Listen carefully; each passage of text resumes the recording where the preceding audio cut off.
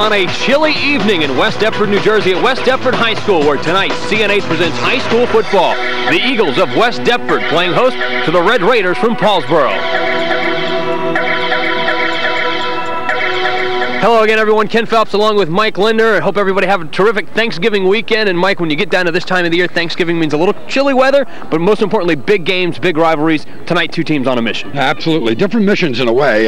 Paulsboro coming in looking to continue their way towards an undefeated season and to win back the Colonial Conference League Championship that they lost a year ago. West Deptford now knocked out of the playoffs, but looking to keep, with a win tonight, a share of the Colonial Conference Championship and also beat Paulsboro for the second time in a row after 19 games. Well, the guy that Paulsboro is going to look to lead them along the way, on offense anyway, is Isaac Redmond. Oh, yeah, and how about this Redmond guy? He's just a sophomore, comes in with pretty nice size, 5'10", 185 pounds. But the big thing here, over 1,000 yards in his sophomore season and 16 touchdowns. He's one of a long line of outstanding offensive players for the Paulsboro Red Raiders. Well, West Deptford's going to try and stuff the run at defensive tackle with Jason Morrell. Well, Jason Morrell's a guy that comes in with great credentials, all South Jersey a season ago, and that's a big deal down in this part of the state, and has been all conference now 2 seasons in a row. Great size, good speed, and really tremendous reactions. He's a super defensive player, a real leader. Now on offense for West Deptford, Brett Holmes has his name all over the school's record books. Yeah, comes in 35 touchdowns in his career,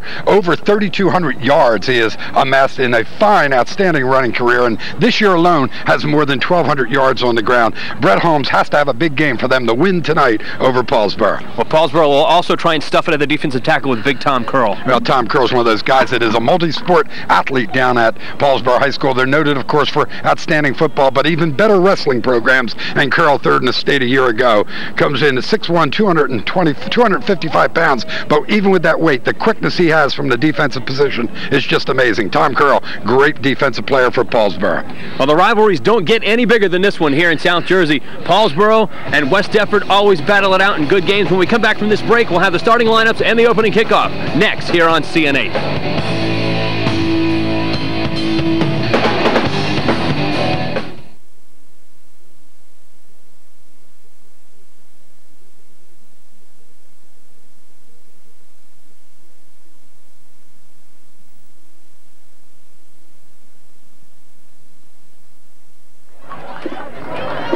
And welcome back to West Deptford, New Jersey, and West Deptford High School. The Eagles have come ready to play. Mike trying to make up for that loss last week against Buna in the playoffs, and they look pumped up coming out. Yeah, they figure this is their playoff final game, huh? And what better team for them to go up against than their rival, next-door neighbor, Paulsboro, coming in. This has been a great series, even though there's just that one victory for West Deptford. But the most important fact is that was a year ago.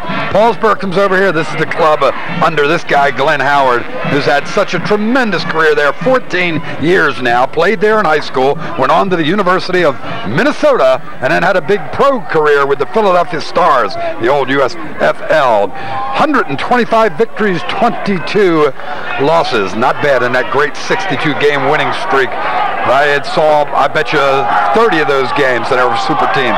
This guy, Clyde Folsom, came to West Deptford 10 years ago now from Bishop Eustace, and he's had a great career also. This year, 7-2, but overall, 94 victories against 50 losses and 4 ties. Now the Eagles won the toss and elected to defer to the second half. Thus Paulsboro will receive, and a pretty good return. Slips and falls down at the 35-yard line on the return. Isaac Redmond. He is the man. We'll talk about him a lot tonight. Meanwhile, the Red Raiders led by their quarterback, Brian Webster. He's one of 2 we're going to see tonight. The senior gets to start. Yeah, I like the fact that he can run and throw, does it both. 79 attempts, 42 completions, you know, over 50% for 770 yards with those 6 touchdowns. But look at that, the most important thing, just the 2 interceptions. You'll see him and you'll see Jimmy Funk, number 5 and number 7, playing tonight at the quarterback slot. All right, we are set and ready to begin this offensive series for Paulsboro. First down and 10. They're all spotted at their own 37-yard line. Hand off to Redmond. He is tripped up. The ball came loose. There's a pileup at the 37-yard line, and West Deptford says they have it. No official indication yet. This would be a huge turnaround, just the kind of break maybe these Eagles need at the start of the ball game. Tell you what, Redmond really got upended. Looked like he was trying to leap, and the ball came loose when he was up in the air. And coaches go crazy, the players go crazy, and they were hoping for a break. Watch how Redmond goes way up in the air with that one leg at least. Look, I'm going to leap over. No, I'm not. And as a result, all his power's gone, ball's knocked loose, and it's a struggle there to see who can come up with the football. And we don't know exactly who, but it was at least a green shirt. I can tell you this much, strongest man on the bottom of the pile. Yep, Bob Weinhardt leads the way. He's had a real nice season. Just under 600 passing yards and 7 touchdowns, but again, only 1 interception, but he can run the football also. Straight forward up the middle with Brett Holmes, the tailback. He gets to the 35-yard line and not much more on first down. Yeah, we talked about Holmes. And a penalty flag flies in late as we get a look at the starters for the West Deptford Eagles.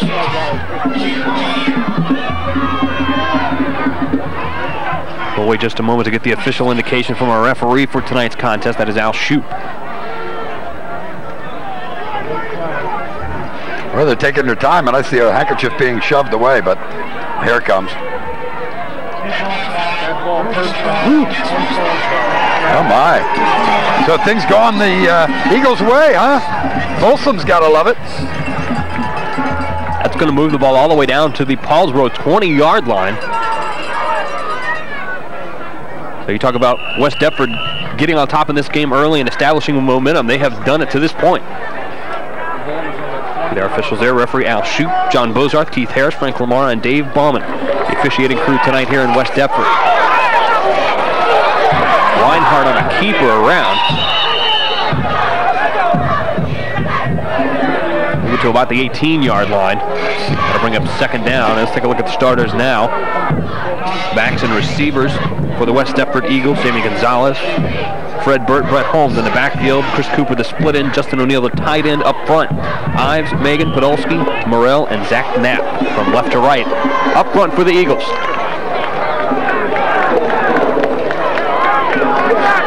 Reinhardt brings him to the line of scrimmage on second down. Around left side, terrific tackle that time on Jamie Gonzalez by Mike Mendenhall.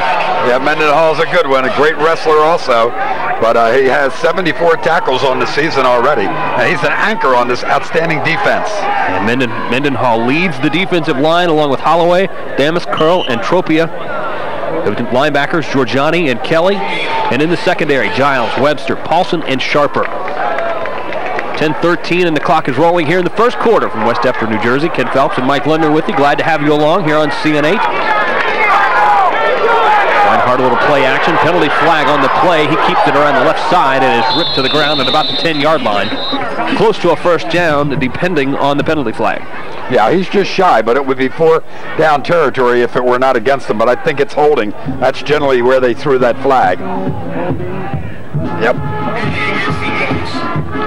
Shame. He would have been about 6 inches, maybe 8 inches shy of the first down. They would have gone for it, kept the drive alive. Now they got to come up with a big play. And I'll tell you what, the one thing Weinhardt showed us was that he can make the right decision, because wide open in terms of running, he did not hesitate at all. Kept the ball, put it away, and went downfield. Well, the way Folsom's yelling there, you think maybe Cooper might have been guilty of the hold, number 87. At least he's getting the brunt of the coach's anger.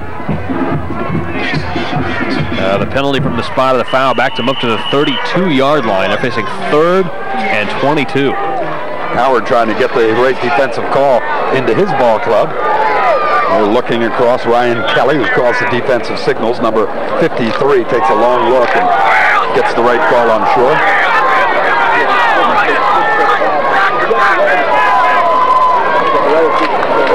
Reinhardt going to throw it this time. Under pressure. Somehow escapes out of it, scrambling to the right side, now running for his life, gets a couple of blocks. And he may have gotten back to the line of scrimmage. And I'm not sure he did that. I think he comes up with maybe a 2-3 yard loss. And if he only lost that much, that's a positive play for West Deptford. He was pinned back around midfield. A lot of athleticism, huh? Watch him get away. These are pretty good football players. He's dodging, gets a couple of good blocks. There's one. Here comes another one. And now he says, uh-oh, I just got to get to the sideline if I can. And instead, he is dragged down and takes a real hit from Preston Paulson, number 4. Paulson, one of those athletic names in Paulsboro history, but Paulson's forever, it seems like, down there. One of the guys chasing Weinhardt was Joe Tropia, who's got 6 sacks on the year. A couple of broken tackles for Paulsboro, and they get across the 30 to the 27-yard line. Hey, what kind of surprises me that I think maybe look back on that now and think about playing field position, huh? Maybe punt Paulsboro down and in tight, but not going to happen. Jamie Gonzalez, the ball carrier there. Yeah, it looked like he had some room, but remember, they're playing off because they had so far to go for that first down, and then we have the fumble at the end, which is really academic and irrelevant. Well, very close. Hard to see from that angle whether or not he actually was on the ground.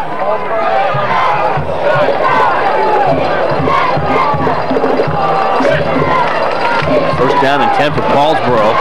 Webster's going to run with it around the right side. He's got some room at the sprint. He's at midfield. 40, couple of guys in hot pursuit. And they finally push him out of bounds, but he's inside the 20-yard line to the 18. Well, I'll tell you what, we talked before the ball game, and I know this club just a little bit more than you. I haven't watched them for 40 years almost, it seems like, but the one thing you know with Paulsboro is you're going to get great speed. And watch this move by Webster. Reads the option perfect. Nobody there to make a move on him. He just turns upfield, turns on the jets, and shows the great speed, and finally hauled down by Fred Burke, knocked out of bounds. Cooper also chasing along the way. But I'll tell you what, couldn't have read the option any better. And of course, with that speed, why not keep it and go? First down and 10 for Paulsboro. Motion to the near side. Right up the middle for a couple. Not a whole lot of deception there as they give the ball to Isaac Redmond. Redmond over 1,000 yards rushing on the year and 16 touchdowns. You see the Red Raider offense led in the backfield by Isaac Redmond, Clarinet, Giles, Hampton, and Mendenhall. Up front, it's Kelly, Curl, Damask, Tropia, and Esposito. And Esposito's one of those big guys, huh? 6'1", 325 pounds at the right tackle position. He's at, I think, the right guard, right tackle, and right end position. Pitch to Redmond to go to the short side. Not a lot of running room, but nevertheless did not get out of bounds to stop the clock, so it rolls. But he should have a first down.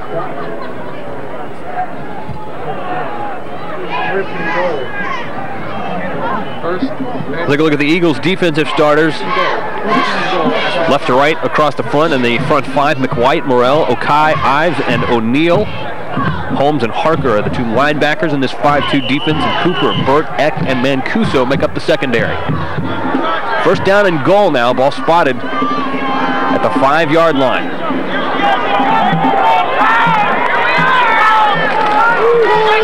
Again, they pitch to Redmond. Cuts it up, and he is into the end zone easily for the touchdown, and the Red Raiders hit the scoreboard first. Isaac Redmond with his 17th rushing touchdown this season. Well, made it look easy, did they? The reason it looked easy was because of the outstanding run by Webster to get him down there. But Redmond, 5'10", 185-pound sophomore. Can you imagine what that bodes for the future, let alone this ball game and the next one, which will be a South Jersey final against Glassboro, another undefeated club down here in this neck of the woods. James Funk, the other quarterback, comes into attempt to win after try. The kick is up, and it is good, and the Red Raiders have staked a 7-0 lead. And we talk about a change of momentum in the first 2 plays of the game. West Deptford gets a turnover and a huge personal foul penalty, and already they're trailing 7-0. Yeah, can you imagine if they didn't have that penalty themselves, where they would have kept their drive alive and maybe got into the end zone themselves. But look at this, huh? Nice block out in front by Paterna, number 32. All he had to do was get his shoulder into the defender with the 5 yards to go for Redmond, and he was going to do a good job, and they do it in easy fashion. 4 plays, 74 yards. Not bad, huh? 1:20 off the clock, and Redmond finishes it off, and I guess a little justice there because he did most of the work to get him through there, along with the run by Webster. Yep. Well, this is not what West Deptford wanted. We talked about what they wanted when they got those 2 big opening plays. Now they've got to really recover here, get a decent run back, good field position.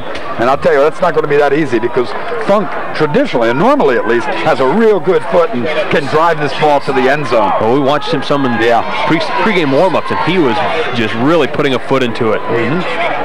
Bob Weinhardt, the quarterback, back the deep man for the Eagles. And there you see it, a high end-over-end kick taken by Weinhardt at the 5. Waiting for his blockers to set up. And hits the pile and gets out just across the 20-yard line. That's where the Eagles will take over first down and 10, and they certainly have to do something to get the momentum back.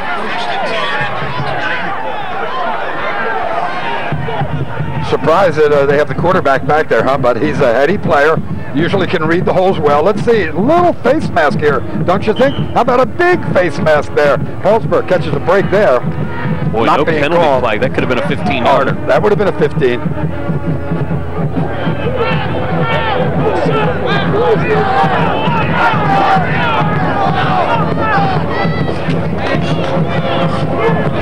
First down and 10. They go right side and in around the gap. Nothing with it. David Gonzalez. You watch Mendenhall just string this play out. What a beautiful job, huh?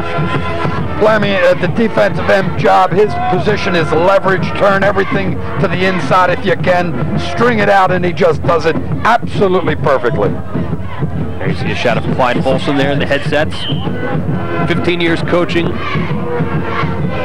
Pretty good winning percentage. Unfortunately, lost to Buna in the Group 2 quarterfinal last week by 6. And one of the coaches who's had some success is Bishop Eustace in the 5 years he spent there, and that really got him this job at West Deptford. Weinhardt rolling out. Going to throw it now. That pass is tipped and almost intercepted. It falls incomplete to bring up third down. Now that's one that Weinhardt, fortunate that wasn't picked off. That's one he wants to get out of bounds. If with that throw, make sure no one has an opportunity to get it, because there was great coverage in the secondary defensively for the Red Raiders.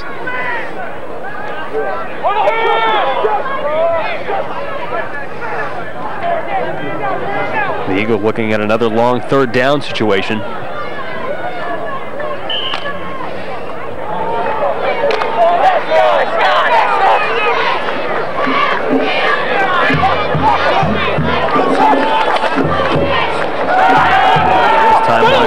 To the right side, he's going to pull it down.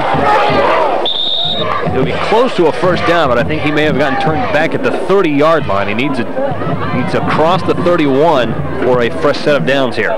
He does not have it.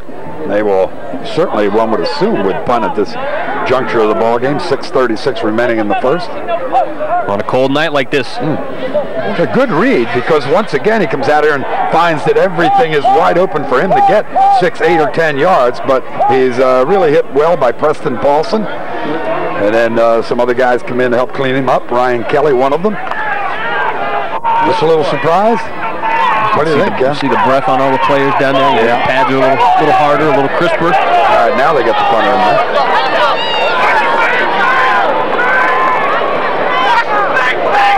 Right now, Paulsboro with nobody back.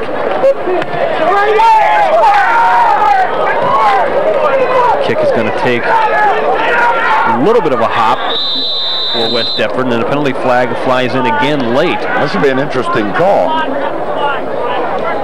No one near the ball. Certainly nobody made any fair catch signal. I think maybe the Paulsboro player doing a little button their heads when he shouldn't have been doing it. See if that's what the call is. Folsom wants him to push him back. He assumes it's maybe unsportsmanlike. Personal foul. Holding. Interesting call when you had nobody back for a return. Right. One wonders, what are you holding them for?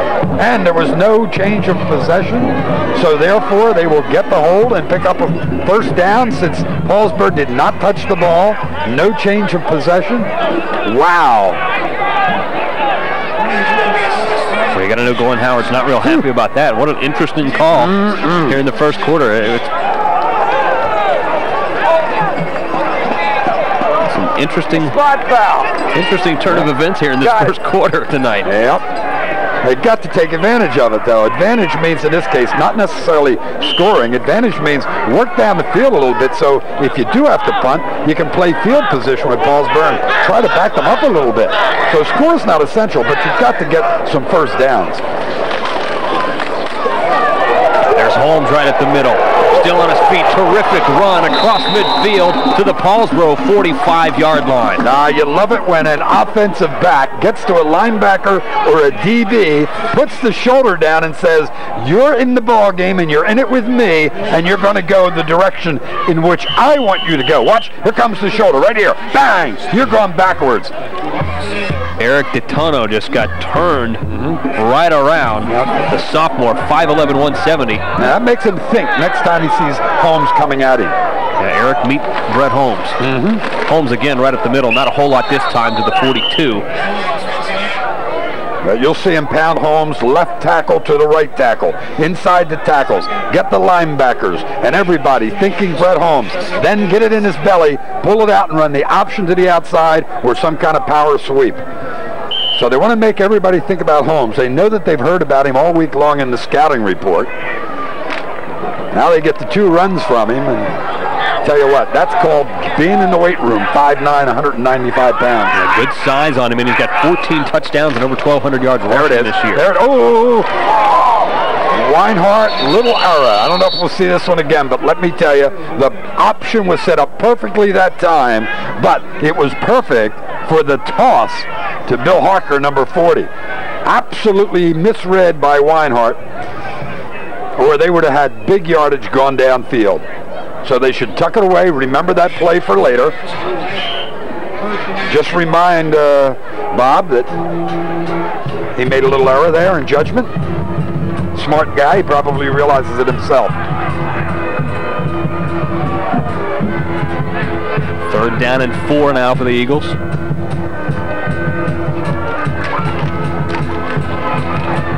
Holmes not going to get there. A yard, maybe 2. Tries to go off the trap block of Jason Morrell, and either Morrell didn't get there in time or Holmes misread the block and went outside the trap block of Morrell instead of getting back in right behind his block. 4th down and 3 now coming up for West Deptford.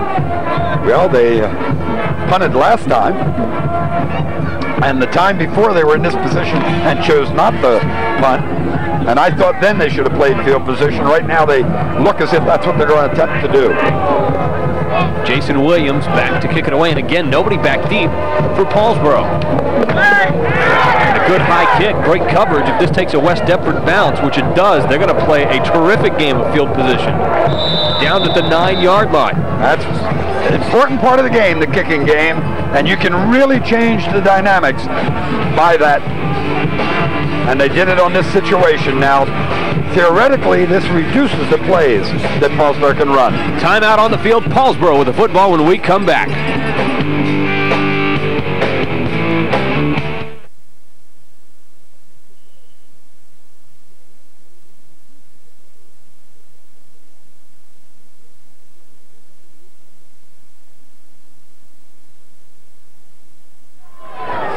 Brian Webster up underneath center for Paulsboro as they start inside their own 10 and throw on 1st down. 1 broken tackle, but not much more as they wrestles the receiver back at the 15-yard line. A pass caught by Dave Giles. Let me tell you, dangerous throw here, number 1. It is uncharacteristic for Paulsboro and Coach Glenn Howard to throw the ball like that from down that close. And although it's a reception, and it's good. Watch how close Chris Cooper comes to intercepting this. Oh, he could have stepped right in, got that arm there, and Cooper just walks into the end zone. Instead, he has to play wrestler here. It takes 3 of them to get Giles down. Giles makes the catch. That's his 8th of the season. Coming up on 2.5 minutes left here in the first quarter of action.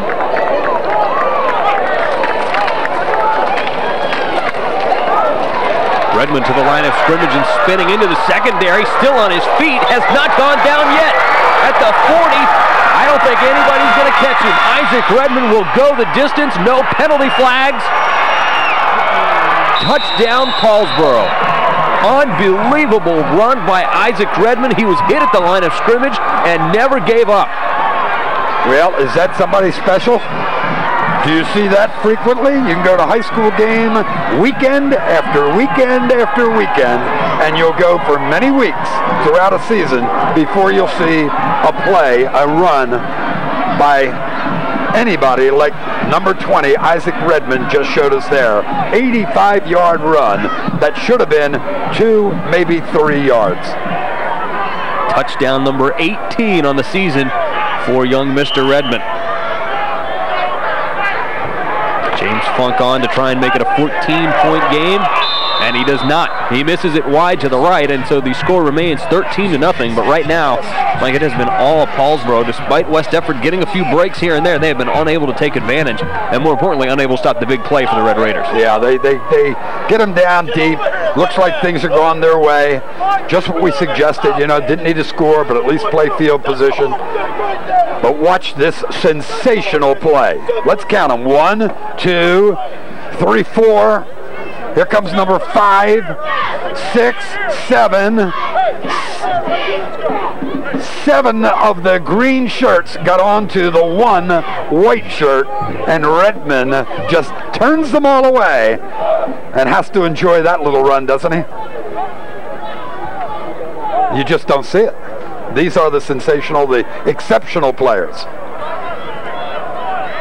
He didn't show a lot of speed from the 50 on, but there was nobody going to catch him, and he did all the work in the first 5 yards. You know, a cousin, well, we'll have a chance when we see Redmond again, we'll talk about him, but interesting relation, an interesting relative that played for Paulsboro a few years back that we'll have a chance to talk about when it comes to Isaac Redmond. Funk will come on and kick it away once again for Paulsboro. Weinhardt among a trio back deep for the Eagles. Terrific kick, going to come down. Brett Holmes is going to touch it, and it stays outside, so he has got to bring it out at the goal line, and he is trapped deep, and the Eagles will have very poor field position to start at right about the 10-yard line. Yeah, this is the kind of thing that can spell disaster, because you are now just a turnover away from being down 3 scores in the opening period of, or opening quarter of a football game against a 9-0 opponent who's looking for revenge from last year. We've got an injured Red Raider down on the far sidelines, member of the kickoff coverage. That is 12, Eric Titono.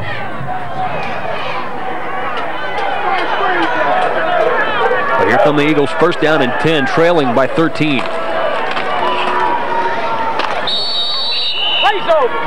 They go forward into the pile, and not much there, a couple of yards.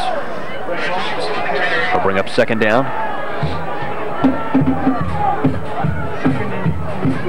Holmes walks back to the huddle saying, come on guys, we got to get our act together. Holmes has been around, a real veteran, has been a part of a real successful program the last 3 seasons.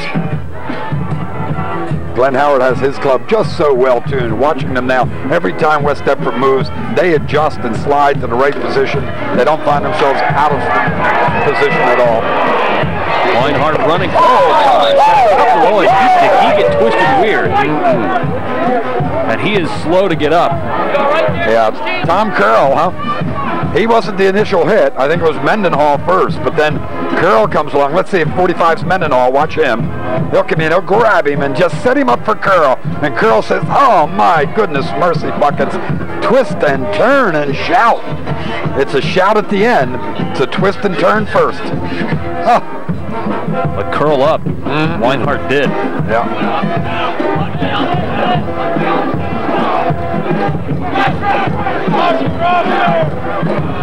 Third down now for West Deptford. Gonzalez comes into the middle. Close to a first down out near the 20-yard line. Looks like he'll be about a half-yard shy, which should bring up a fourth down situation as the clock rolls under 30 seconds here in the first quarter. Now, this should not be a decision time for Clyde Folsom. This should be punt all the way, and he does get them out there in a hurry. But it looked like there for a second they were going to hesitate and say, we can get that half a yard, but you can't afford to take the chance. You don't get it, and bang, Paulsboro's in there for that third score. At least wait now for the time to run down here in the quarter and make sure everybody's on the same page, get this kickoff once we start the second quarter. from the other end of the field. Time has run out in the first quarter. 12 minutes of action in the books, and Paulsboro has taken control here early. They lead this one 13-0. Start of the second quarter coming up next here on CN8.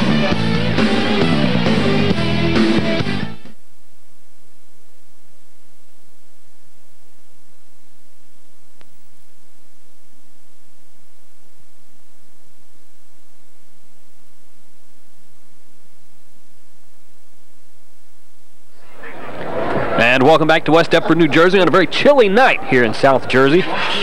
Thankfully, very little wind, or it would be much, much worse. Yeah, it's our first top coat night of the season, at least for me. You had one a week ago, I believe, up there in Pennsylvania. Man. Central CB Bucks. West and Penn Ridge last week was very, very cold, and the wind to boot. I had a well-earned night off.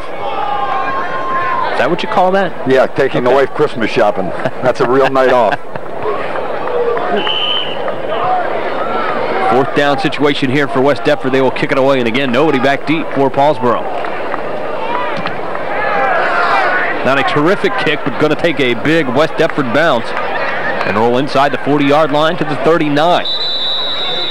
Well, I'll tell you what, if it were not academic at the end of the game, I'd like to ask Glenn Howard what his strategy was, never have anybody back on a fourth down situation.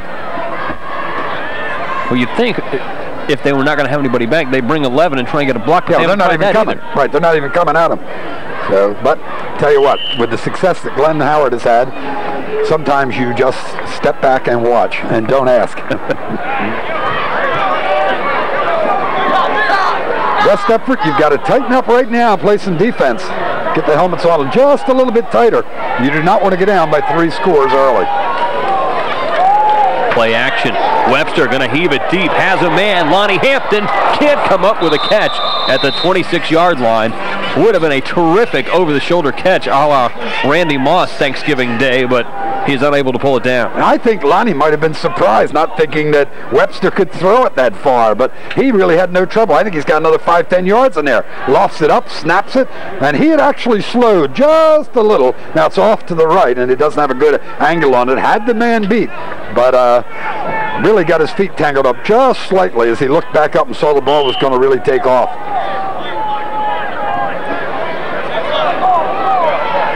The incomplete pass makes it second down and 10. Red Raiders from their own 39.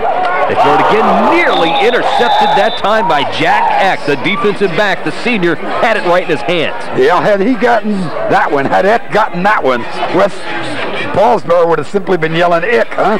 Oh, Ick. But Eck comes close right there. That's twice now. Remember the early one before the long touchdown run that I thought could have been picked off. Now the throw here again, and that's the second one that could have. But coulda, shoulda, woulda doesn't get you ball games. It doesn't get you victories. And the Red Raiders call a timeout. Glenn Howard wants to talk things over. Talking over with his quarterback, Brian Webster. 11:41 left in the second, and the Red Raiders leading by 13.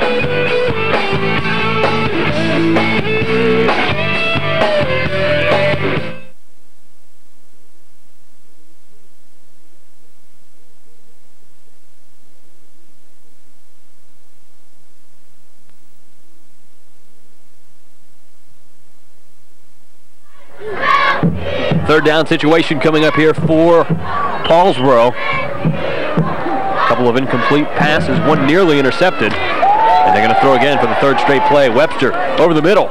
That pass is incomplete. Again, intended for Lonnie Hampton. He almost had it as he rolled across the ground. Hampton wide open that time, got down and curled behind the defensive halfback and in front of the free safety. Found the seam. Picked up by Webster, but Webster just threw it a little too hard, a little too low. Wants to just put that one right in his belly. Watch how much zip is on the ball here. And just too low. I'll tell you what, that would have been a catchable ball, wasn't it? Let it get into his gut. Couldn't come down with it. Fourth down, and Paulsboro will kick it away. Punk gets it away, nearly blocked it. A terrific kick. Weinhardt driven back to the 20-yard line. And not a lot of coverage. Or not a lot of blocking, I should say, for West Deptford. A penalty flag flies in late. Well, that was late. Boy, did James Funk put a foot into that one or what? Yeah, we watched him, and he's got a great reputation for kicking in any event. And we knew he could do the place kicking.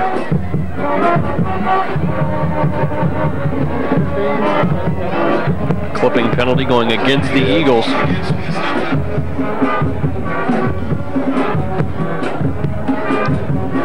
Well, against good teams, against anybody, it hurts to turn the ball over or get inopportune penalties. But look at this already. 159 to 50 in total yards, Paulsboro over West Deptford. Of course, 85 of those coming on that one explosive run. But as I was saying, going to turn it over or inopportune penalties, you better not do it against the really good teams, because you will pay the price nearly every time. The Paulsboro with 159 yards of total offense, and we're only 36 seconds into the second quarter. The Red Raiders this year, over 3,000 yards of total offense this season. Good hold that time for West Deptford. Fred Burt into the open, into the secondary, being chased to the sidelines, driven out of bounds at the 35-yard line. Corus Cooper, the sophomore, chases into the sidelines and out of bounds. Now, big play there for the Eagles. Yeah, and this is the play they finally get the trap out of Morrell. Number 50 leads them, the big all South Jersey. Watch 50. Watch Morrell come to the corner. He just turns upfield because there's an outstanding block right there. And then he gets the key block. Morrell gets the key block downfield that really springs Fred Burt. Just doesn't have the speed to get much more than the 52 yards he picked up. A key block on the Red Raiders quarterback, Webster. They give it to Holmes this time, and he gets a couple as the pile turns him back at the 33. Yeah, well, Holmes is the man had the first block on the previous play at the point of attack, and then Morrell read that and turned upfield and got the key one on the linebacker to spring Burt. So two outstanding blocks on the previous play.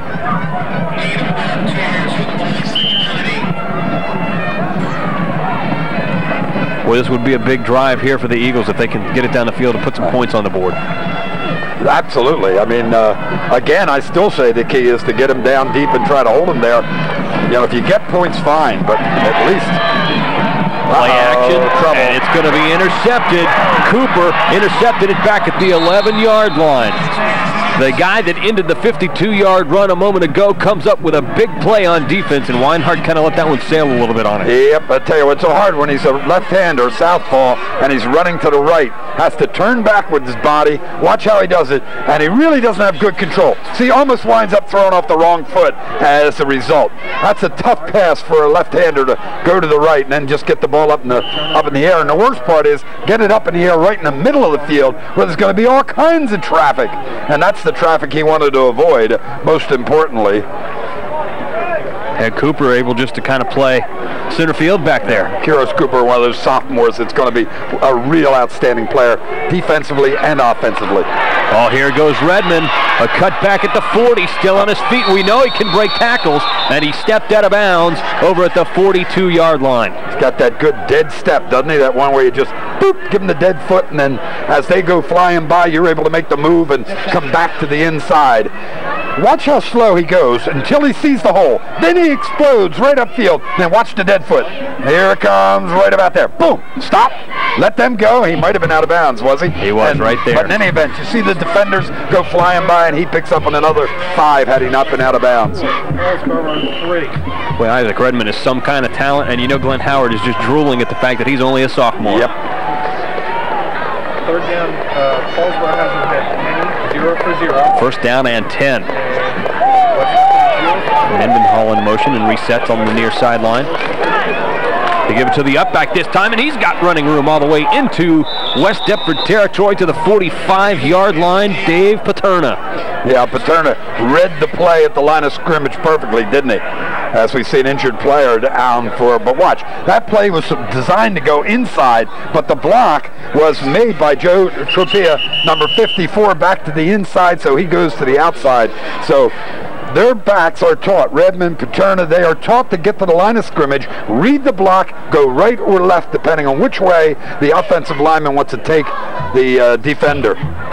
The old Veer offense. Have an injured Red Raider at the Paulsboro 44-yard line with the crowd unable to ascertain who it is. There you have a good shot, number 59. Is that Esposito? Anthony Esposito, 6'1", 325 pounds, the big guy up front. Paulsboro. He is grimacing in some pain. Update first downs. 4-4. With the injury on the field, we'll take a timeout. 10-11 left until halftime here in West Deptford, and right now Paulsboro in control, 13-0.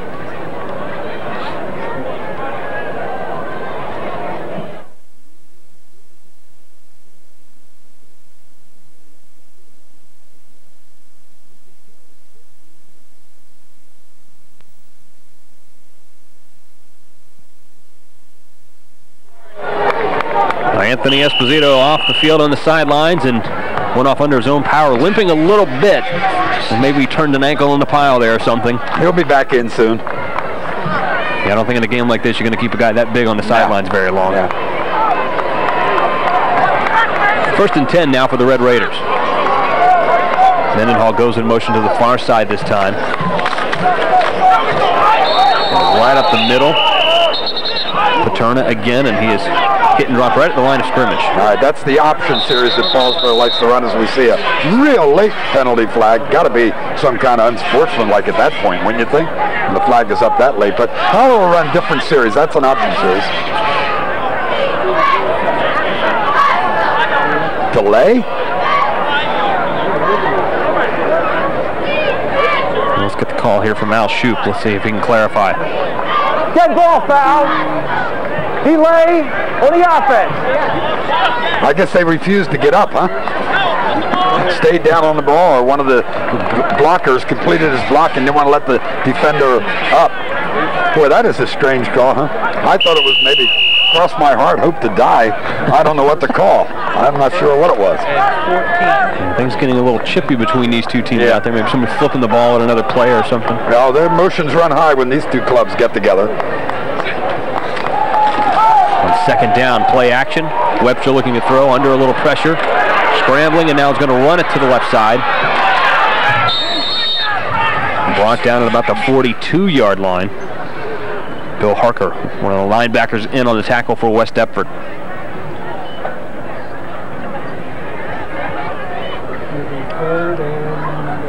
Yeah, Webster, I think, made the right read that time.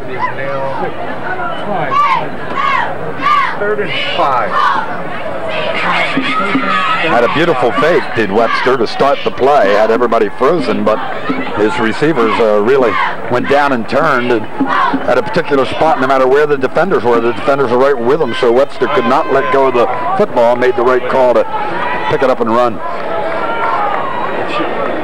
3rd down and 5 now for the Red Raiders. 8.5 minutes left until the intermission. Webster drops back, goes over the middle, and it falls incomplete. Would have been short of a 1st down anyhow. And that will bring up 4th. Good defensive play made that time by Justin O'Neill and by Chris Cooper.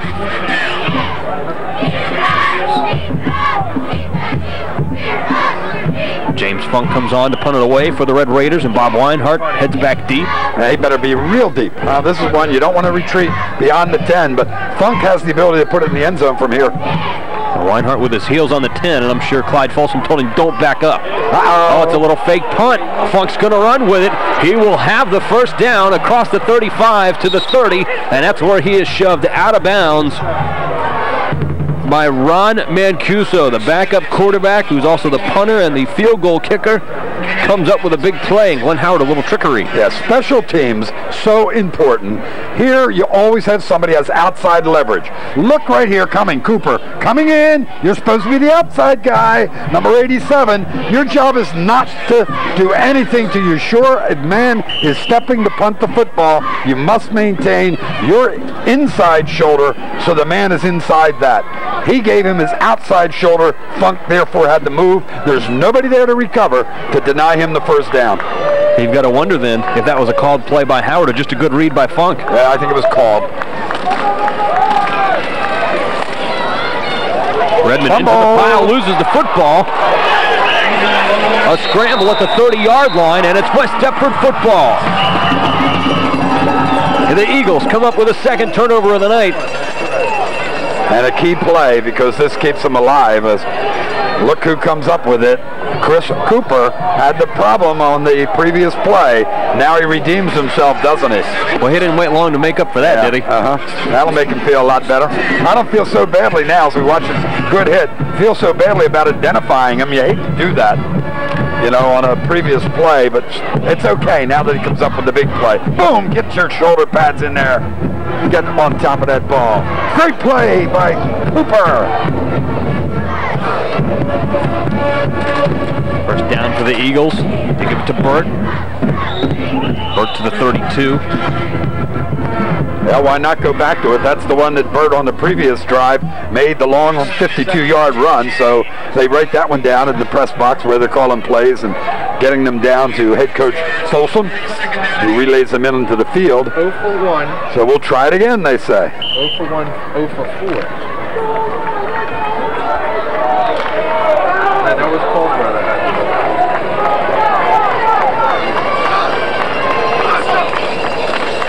On second down, a quick slant pattern to Cooper. He's caught it at the 45. Turns upfield. Look at the speed. 30, 20, 10. He is caught and dragged down at the 2-yard line. Chris Cooper, after making the mistake on punt coverage, has come up with 2 big plays in the last 3. I even feel better now that we identified him making that error, because now he really gets even greater accolades for, as you point out, coming up with the 2 big plays. But the big thing in here is for a tight end to show the explosive speed that he gets. Look, rifles the ball right in. Look at him turn it on. These are not slow defensive backs, and he's actually opening it up on him, and then maybe runs out of a little bit of gas down around the 2-yard line. But hey, they get it here. This is a touchdown attributed to the outstanding play of Cooper. The senior came within a yard of his second touchdown of the year. They give it to Holmes, bouncing it to the outside and turned away by a Red Raiders pile. Tommy Curl, 68. Right there along with Lionel Sharper, number 9, coming up big. But Curl just submarined inside there, saw where Holmes was coming, and wanted to stand him up straight so that Sharper could come along and deny him any further yardage. Watch, here we come. Here comes Curl over. Okay, there's the play made by Sharper at the bottom and Curl at the top. Well, you're not going to get a lot up the middle against the Red Raiders. Over 700 pounds of beef between the tackles. Weinhardt a little fake, and that didn't fool anybody either, as he got turned back at the 5-yard line. Well, this is when the no problem here at all. Weinhardt turns. Good fake with Holmes, but look, he withdraws right away to try and throw a block, and Sharper, remember we talked about having outside leverage with Cooper? That time Sharper has the outside responsibility for Paulsboro, and he plays it perfectly. Just comes in, turns, waits. If it comes to me, fine. If not, I've done my job anyway. 3rd down and goal. Play action. Weinhardt under pressure, and he is going to be dragged down and sacked all the way back at the 12-yard line, and none other than Lionel Sharper getting the sack. 47 tackles coming into the night's game, 32 of those unassisted. And a junior just reads so well, maintains his position. He's got him. Get to the outside. Grab him now. Don't let him turn and then toss him out of bounds. Goodness, it was so promising, was it not? So promising till Sharper made 2 nice plays in a row, following the first play where Holmes was denied on the plunge. They had 1st and goal from the 1. It is now 4th and goal from the 14-yard line. Play action, going right side. Pass over the middle, and it's over his head and incomplete. Intended for Damon McWhite, the junior fullback. And the Red Raider defense turns the Eagles away on a 1st down and goal from the 1. West Epford gets nothing. Folsom takes a long look and wonders what went wrong here. Talks to his quarterback, tries to maintain composure, does not want him getting upset. They've got to get him back into this position as the game progresses, so you can't be just losing it here on the sideline if you're a coach. But in your own head, you start to say, let me review the play calls we had. Where did we go wrong? What did we do in terms of our selection that just didn't work out? I think what they got to realize is Paulsboro's defense was out there. That's what made it not work out. Actually, no. Here's Redmond to the sideline, turns on the speed to get to the corner, and he is out of bounds. All the way back at the 42-yard line, and a penalty flag in again very late. Add 15 yards for an unsportsmanlike, unnecessary roughness. But watch again. Remember, he tiptoes till he sees the opening, then he explodes. Well, real nice job done by Lonnie Hampton on the outside block, number 2. And then what happens here? Is it face mask? Let's see. 1, 2. I think they're going to call a late hit. Yeah. I believe the whistle had blown as Okai had dragged him out of bounds back at the 42. Okay, Okai did it, huh? Been waiting all night for that, haven't we? Okay, Okai. Good ball foul. Personal foul. Defense. Another 15 yards, and I'll tell you what, the credit to Al Shoup and company, they have not let any play get out of hand. Right. And I guess, you know, when you come into a game like this with big rivalries and high emotions, that can happen very quickly. Yeah, and it's a South Jersey crew. They're well aware of the history of this contest. Look at this, 4 for 45. 6 penalties altogether in the ball game. But the 2 there on West Deptford, especially this one, is the key. Webster, a little pass over the middle to Mendenhall. Got it caught at the 30-yard line, down to the 27. Now, that's a play that they read upstairs. They saw there was no linebacker sitting there at all. So this is an easy one. Just take the ball, quarterback Webster. Step back and look up. No linebacker, nobody there to cover it all. He has to be wide open, and Mendenhall is. And he gets the 10, 12, 14 yards on that play. Boy, that's one that coaches spot upstairs. Some kind of defensive adjustment the Eagles were making that wasn't proper. Nobody covering the tight end. Mendenhall's 13th catch of the year. He can do it both ways. Redmond spun to the line of scrimmage, and a great job being wrapped up that time by the defensive end, Justin O'Neill.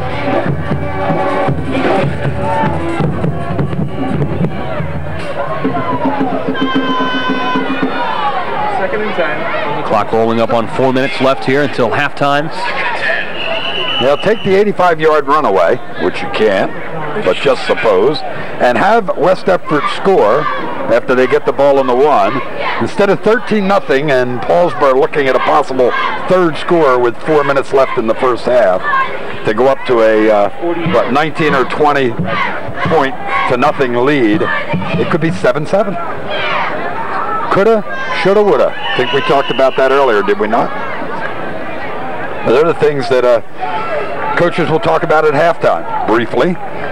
But the coaches from West Deptford are hoping that they only have to talk about the 13 points. Because if it gets to 3 here, I'm not sure too many of the Eagles will be listening to this fine coaching staff during the halftime speech. Play action. Webster, not a lot of running room. Good job defending the option that time by the Eagles. Yeah, that play just never had a chance, did it? Everybody got to the right spot, and they didn't allow it to be strung out. And as a result, Webster could not turn up, and there was no point in tossing it. There was no room that time for Redmond. This becomes a key play for West Deptford in this ball game. Got to just stop them. I mean, they can keep everything in front of them. 12 yards to go for the first down, so they can keep the play in front of them. And then they want to have maybe a 4th and 7, 4th and 8, and deny them and get that football back. So this is a big moment right now for West Deptford Eagles. Saw the numbers a moment ago. Not a third down conversion tonight. Little screen pass right over the middle. Another penalty flag flies in. Pass caught by Lionel Sharper, but he will be short of the first down. Well, if they had their eyes wide open, this should be illegal men downfield. This one should hurt Paulsboro. That's what I saw. I don't know. It looks like there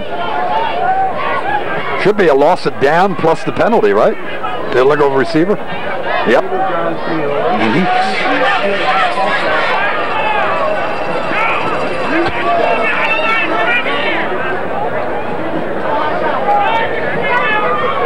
See Brett Holmes there for the Eagles. Just ready to relay to the coach what the exact conversation is. He's dropping. Now big Jason Morrell in there as well. You got to wonder what Glenn Howard's thinking now. I mean, he's up 13 points and possibly 3 scores, but they've not taken control of this game like you might have thought they could have. Well, they've got control of everything but the points. Don't have enough right now. This was a key one that they wanted. So they'll bring it back. There will not be a loss of down. I'm incorrect again. Twice since 1957. An eligible player downfield on the offense. Replay 3rd down. Yep. What is it? Intentional grounding is the only time you have the loss of down. But yeah, you can't see them. He wasn't the one, Esposito, but they were down even further down. There's one coming in, number 50, a lineman. Number 50, that's the center, Billy Damas. Yep, Damas doesn't want to get down that far. Webster drops back, looking deep, going to go screen back over the middle to Redmond. Redmond spins out of one tackle and is pushed out of bounds at the 20-yard line, and another penalty flag flies in. Will Clyde Folsom want to just, well, who knows what I want to do, but if this is a hit and out of bounds, after they stopped them here, denied him the 1st down, would it be, Folsom, you just knew this was going to happen. He'd coming out and saying, what are you guys doing? He can't be upset at the officials. He's upset at his players. That's just not a smart play at all. We're assuming it's against West Deptford. Face mask. Mm-hmm.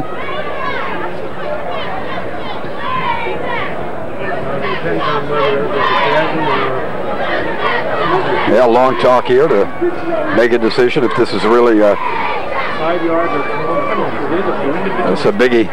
It's a biggie. Personal foul, face mask on the defense.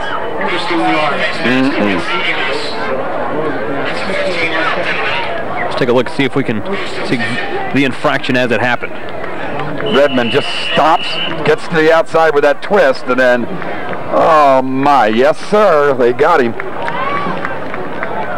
Defensive back comes up there and just grabs him and twists him and throws him down. Pitch to Redmond, trying to get to the sidelines and no room.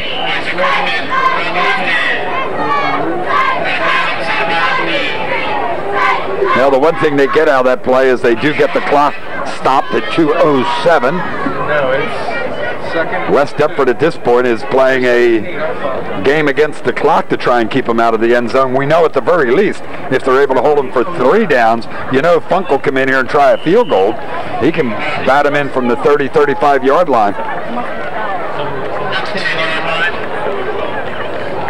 2:07 left to the intermission. Paulsboro up by 13 and threatening to go up 3 scores.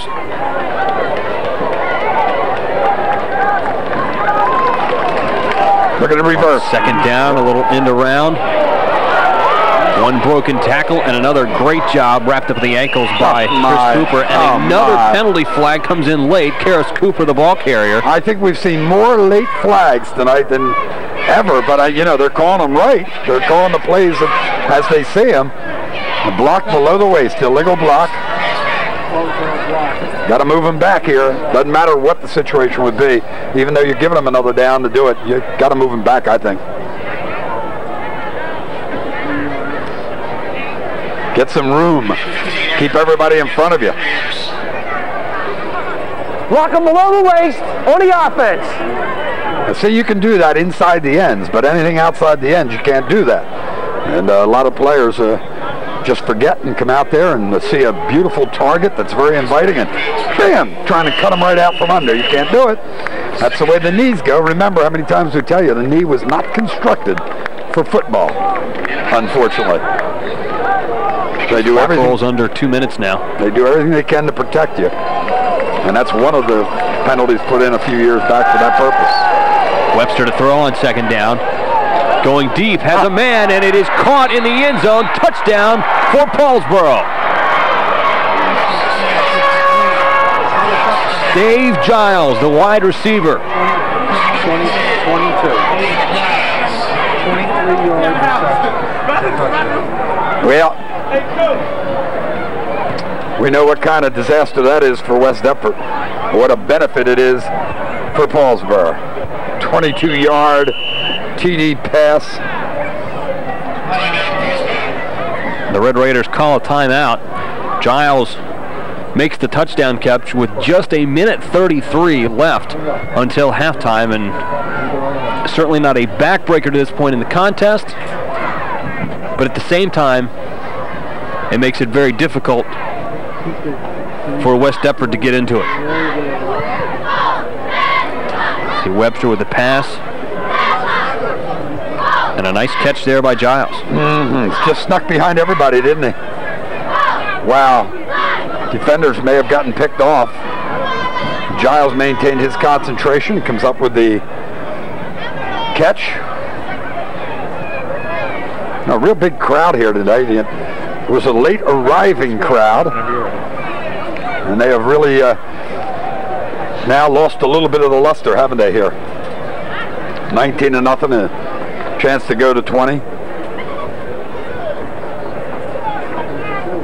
or 21. They go for 2. Going to go for the 2.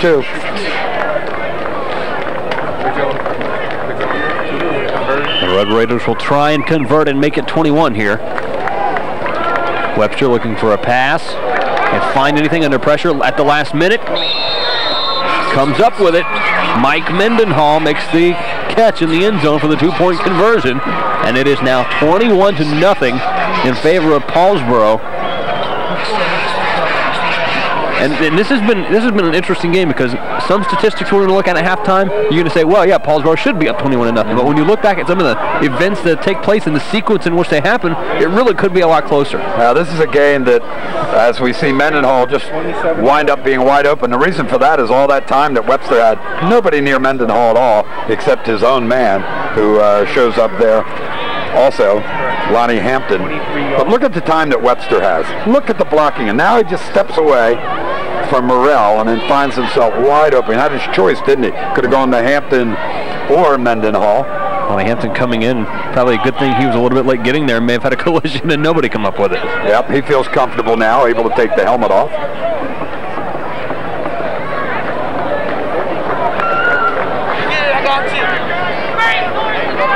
Tell you, there's been so many good plays for West Deptford in the ball game, but for naught, all for naught. The kind of game that a coach could cut up and edit in a film either way he wanted, to make them look really good or make them look like a demonstration of everything you shouldn't do in a football game. Look, like that. Like that. Catches the ball but has both knees down, and as a result cannot advance it. Instead of picking up the 10 to 15 yards of open space he had in front of him, they wind up finding themselves at, what, the 10-yard line. Fred Bird coming up to take the low line drive kick. Nice catch. Unfortunately, you can't do it. The Eagles will have 91 seconds with which to work before halftime. The work at this point should be make sure it doesn't go higher than 21. And hope West Paulsboro doesn't expend timeouts to try and get it back again. They give it to Holmes right up the middle across the 15. Now, if you're Clyde Folsom, I give it to number 4. Maybe you get lucky and he breaks one. But just tell him, whatever you do, hang on to the football.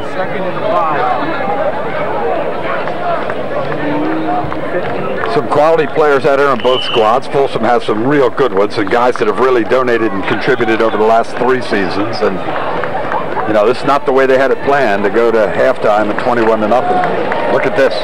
Reinhardt going to pass. It falls incomplete. Right there was Preston Paulson. Yeah. Picked it off. 2 negatives there. One, you're taking a chance having it picked off or having yourself tackled for a loss in the backfield. The second one is you stop the clock. Now 56 seconds to go, and it's 3rd down already. Paulsboro, even if they wanted to try and deny it, does not have to burn a timeout to stop the clock either.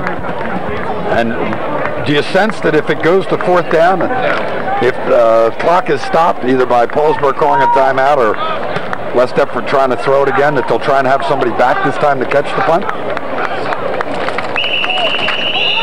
And we're not even going to see it this play because of another penalty flag. Yeah, well, that's a dead ball, so.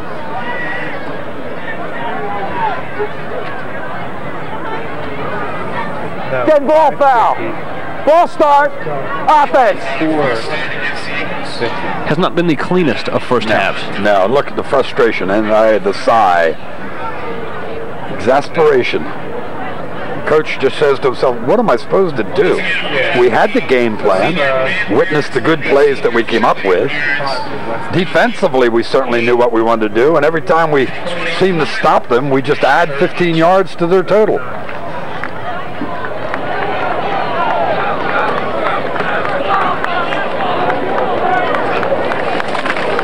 Third down. They give to Burt. And he's got some running room. Gives him some breathing room out to the 25. We'll move the chains for the Eagles with 45 seconds left until halftime. They'll wind the clock and start it, but West Deptford's going to have to run at least one more. Boy, they're in a hurry too, aren't they? Not looking to run it out. Well, they've had some big plays, so certainly the Eagles can strike from this far out. Going to go up for Cooper down the sidelines, and it's going to be picked off. No, incomplete, out of bounds. Now, Brian Webster almost got the ball back for his offense. Now, that's what we talked about in terms of throwing the ball in this situation where you have the great, oh, he only needs the one, doesn't he? I think he's in bounds, but then what do I know? Let's get a look here down the line. There he comes, right foot. Right there. Oh, it's only about 8 inches in, so. But that's what we talked about in terms of the errors that you could make in this situation with the great speed and explosiveness of Paulsboro. Give them the ball. They're capable of scoring from anywhere on the field. Webster, the free safety, also the quarterback, almost got another shot. A little delayed handoff that time, going around the back of Brett Holmes. Well, if I'm the Eagles, I'm going to the huddle and say, how far to the locker room? I'm not going to run another one. Now third. The clock winding down, 10 seconds. Weinhardt hustles in from the sidelines as if they're going to try and get one more off. 3 seconds now. Yeah. Clock with 1 second off, and they're not going to do it. I really honestly think the way he came in from the sidelines, they wanted to get another play off and just could not get it done. Halftime here in West Deptford, New Jersey. It's Colonial Conference showdown between Paulsboro and West Deptford, and right now the Red Raiders in control of this one, leading 21-0 as we go to the intermission.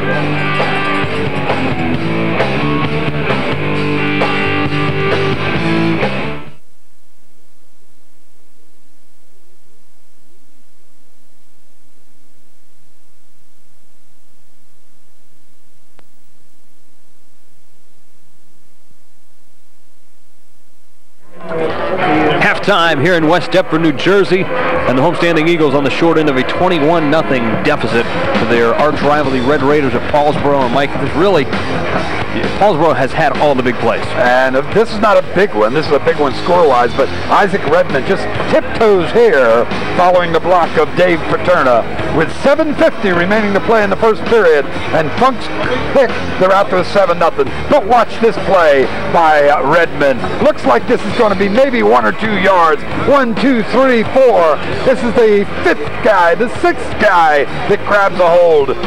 And here comes Redmond. 85 big yards. He will score. He will not fall down. He's tired. He ought to be. But the other guys are looking on with amazement. He was exhausted at midfield. Yeah, and as Redmond continues to shine big there, still in the first period, the kick was missed. They were up 13-0. Well, and actually, Redmond actually set this play up a little bit for the intended receiver, Giles. Yeah, everybody goes to Redmond. Giles just sneaks in behind them, gets the ball, keeps his eyes on it. Great concentration. 2-point conversion pass to Mike Mendenhall, and at halftime, it's 21-0. The Red Raiders on top.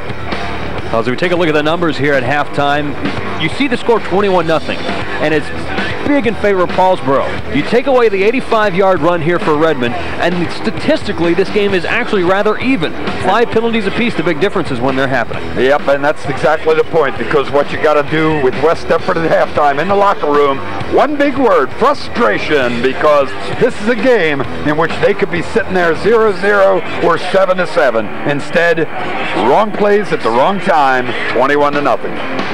All right, halftime. When we come back, we will have the start of the third quarter here in West Deptford, New Jersey on a very cold night. The Eagles need to get that offense warmed up. They're trailing by 21 at the half.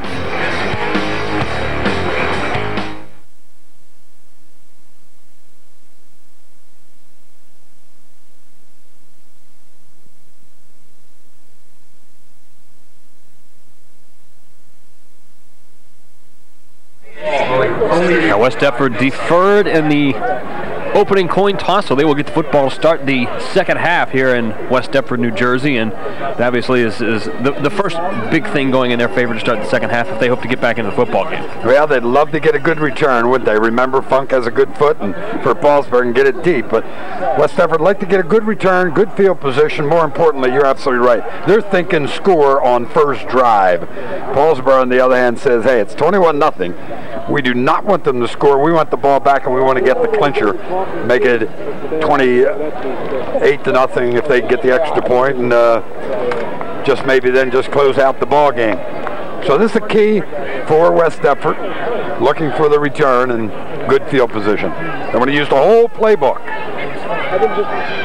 They want to get some good running going as they make the adjustments that they've been told about by the coaches at halftime to allow their quarterback, Bob Weinhardt, to have a little time and get those defenders playing a little looser so they can get some open receivers. But this guy is the key with that foot that he has. James Funk, the backup quarterback, very strong, kicking to West Deptford. Their starting quarterback back deep among a trio of receivers, along with Jamie Gonzalez and Brett Holmes. And Funk drills it off Reinhardt, about a yard deep in the end zone, and in high school football, that is an automatic touchback. And boy, what a weapon James Funk becomes. You eliminate the return. Yeah, and the other thing with that ability to kick, they get into the red zone at all, it's almost always points. If they're not going to get a TD, they're going to get 3, or at least a good shot at the 3. He has really done a job on the kickoffs, has he not? Yeah. Kickoffs from returns beginning from the 3, the 5, and the 10, and this one obviously the touchback. Oh, that's where he kicked them to, right? Yep. Unbelievable. Yeah. And a rare commodity in high school football. You don't find a lot of kickers that can put it that deep on a kickoff.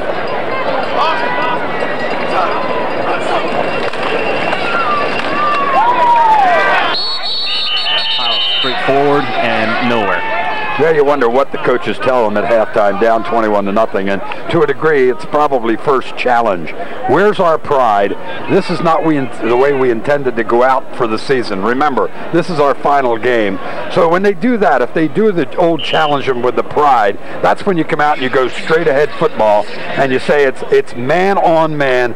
It's now up to me to handle the guy that's playing opposite me. Well, that time, they got a couple of yards out of it. They need a couple more than that each time. Weinhardt rolling left, has a man intended for Cooper, incomplete.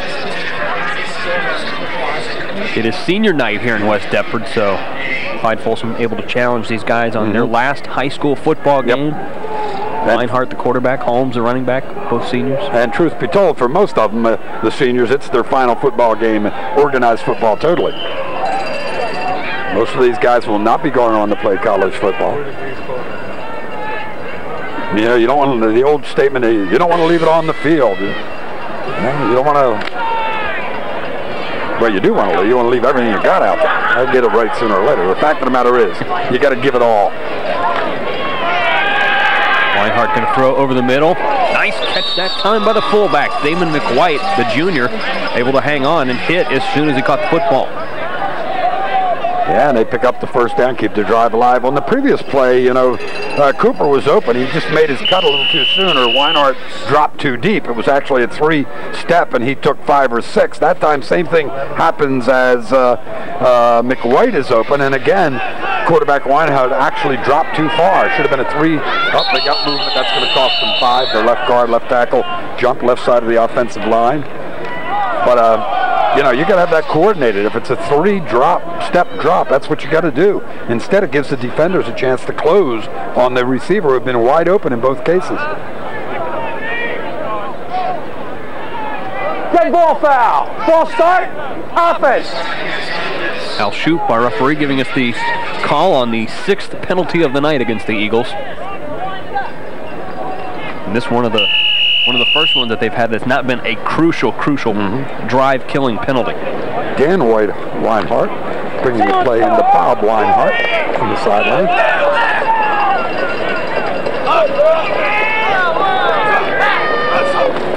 First down at 15. They give it to Gonzalez, who breaks a couple of tackles. Gets out to the 27, 28-yard line.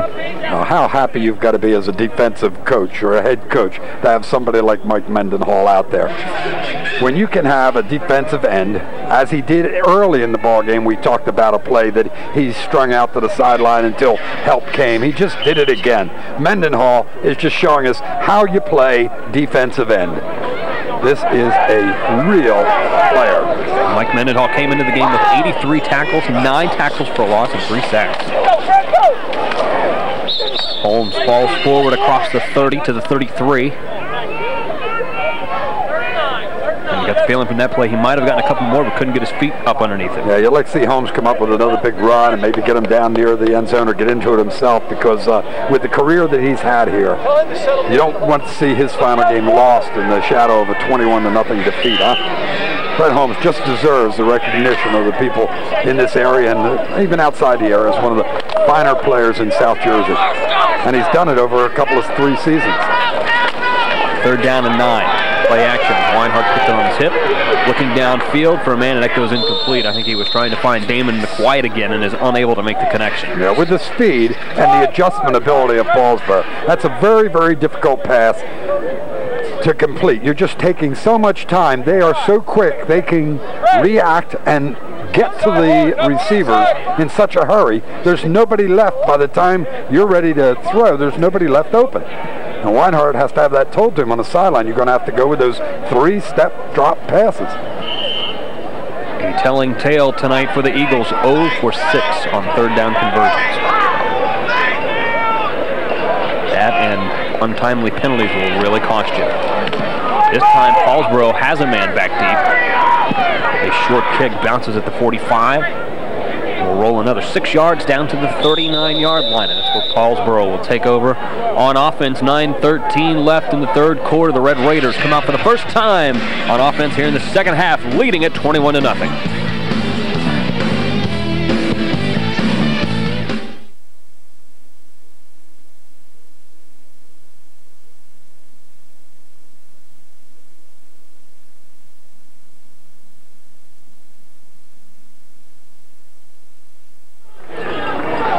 .13 in the 3rd quarter. Paulsboro up by 3 scores and looking to make it 4. Shut the door here on this contest.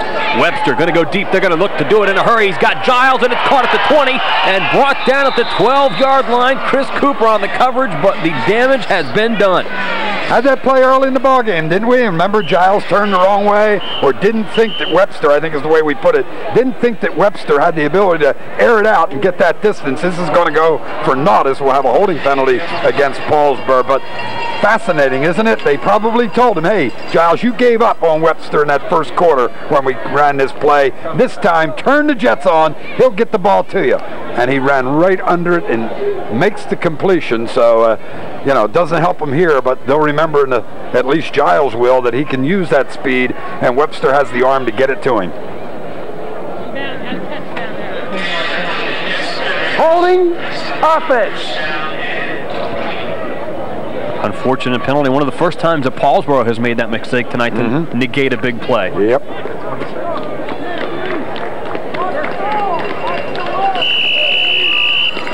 Webster has certainly shown the ability to throw the football down the field. You see his numbers there. 70 yards, 5 of 9. The touchdown pass to Giles in the 1st half. Play action. Looks like they're going to do it again. This time he's going to go short over the middle, and it's intercepted by Wes Deppert. Fred Burt comes up from the defensive back position to make the big play for the Eagles. Well, Burt's had one real good offensive play, a 52-yard run in the 1st half. Now he comes up with a big defensive play, and the most important thing here, besides stopping Paulsboro on their drive here to start their offensive sequence of the 2nd half, is to get the good field position for the Eagles, to give them a shot to maybe get into the end zone and convince themselves that they still have the ability to come back and get this ball game. Read that one well, didn't he? Yes, he did, and he'll get the handoff on the 1st play. Runs through a couple of tackles to about the 30-yard line. Yeah, that's what you need, 7 or 8 yards on a 1st down play. Howard not too happy as Paulsboro comes up with their 3rd turnover for a team that's winning 21-0, who have turned it over 3 times to the opponents just once. That's one of the statistics we mentioned at halftime about you can't tell the score of the football game by those numbers. 8:10 remaining here in the third quarter. Holmes straight forward across the 25 to the 24. Now this is the way those two plays are the way you think they would have responded to the halftime exhorting of the coach to play with pride. They had a lot going for the Eagles, playing on their home turf, defending their home turf, trying to get a 2-game winning streak going. Yep. Against the Red Raiders. Senior night. Pretty good crowd, late arriving crowd here tonight. Whoa, that won't help. That won't help. Introduced to the Red Raider defense very rudely. Yep. Joe Tropia, number 54, makes his first unassisted tackle of the evening. He makes it with authority. So many great teams down through the years. Hard to believe that, you know what, last year was the first time since '91 that Paulsboro did not win the South Jersey Group 1 championship. A lot of, they've won it more than, in some cases, a total group of teams in a conference have been to the finals. Reinhardt going to throw right over the middle, intended for Cooper, and a little low and out of his reach. Yeah, and he's wide open on that play. Well executed toss that time, and West Deptford's in the end zone. Doesn't really wait and get a good look, and the ball wobbling a little too much, but he had his man beat. He's going to get that in. Nice move to the outside, got the defensive back to commit to the inside, and the ball just doesn't get there. Cooper's been open a couple of times on quick patterns like that tonight. There's Jamie Gonzalez right up the middle, and he gets down close to the 10-yard line. Well-designed play that time, inside reverse coming back. They've tried that a number of times. Teams will try that where they will run the man deep, but this reverse to the inside, and therefore you get the real nice block thrown. Excellent job by Damon McWhite, who was in there at fullback to lead Gonzalez and pick up another first down, keep the drive alive.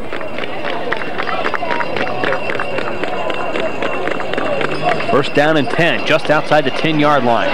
Reinhardt's going to pull it down. Turn up field. Oh, my. And some heavy collisions over on the sideline. I thought that was a late hit. We didn't have a real good angle. Apparently it was not out of bounds yet, and we did hear the whistle after the hit, so. Well, it seems to me they've been there before, haven't they? One other time they were down this close, following a long pass and run with Cooper not quite making it to the end zone, and they were denied that time. Let's see if they can get the 6 or 7 points on this series. Second down, ball spotted just inside the 5.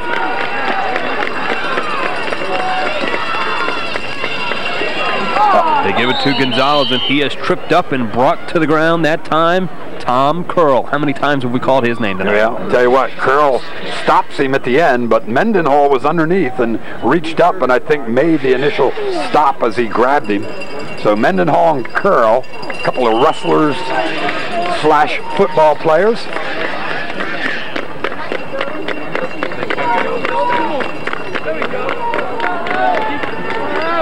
Third down coming up here for the Eagles. They need inside the 1 for a first down. Weinhardt under pressure and brought down back at the 15-yard line. Terrific play by Preston Paulson. The junior quarterback comes up to make the play. Well, you know, he had the freedom to come on that defensive scheme. They were rotated in that direction, which brought the cornerback up and gave him the release point so that he can come as motion comes in his direction. And Paulson wasted no time at all in reacting and getting to the football, making the stop.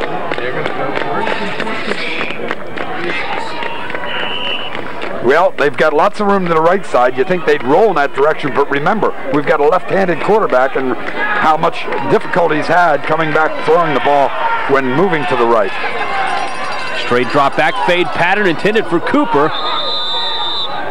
and it falls incomplete. Good coverage on the play that time, and Cooper unable to come up with the catch, and the Red Raiders will take over on downs. Well, 2 opportunities inside the 10, and that one just outside the 10, but really down in that area And coming up with zip, zero, nada.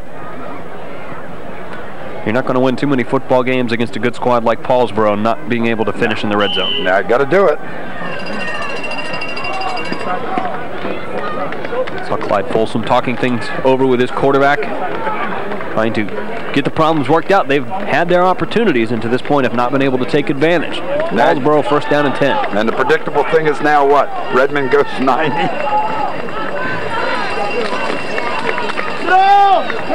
The handoff, a spin move and a juke, and he's out to the 25-yard line. Yeah, he can't go. He can no longer go 90, can he? That looked as harmless as the one he went 85 on, and then, you know, maybe he could break away. He just has such nice blocking up front. Everybody's got a man. Put a shoulder to him, open the gap, Redmond tiptoe till he reads it, and then get as much as he can out of it. Jack Eck brought him down that time. It'll be second down and about 1.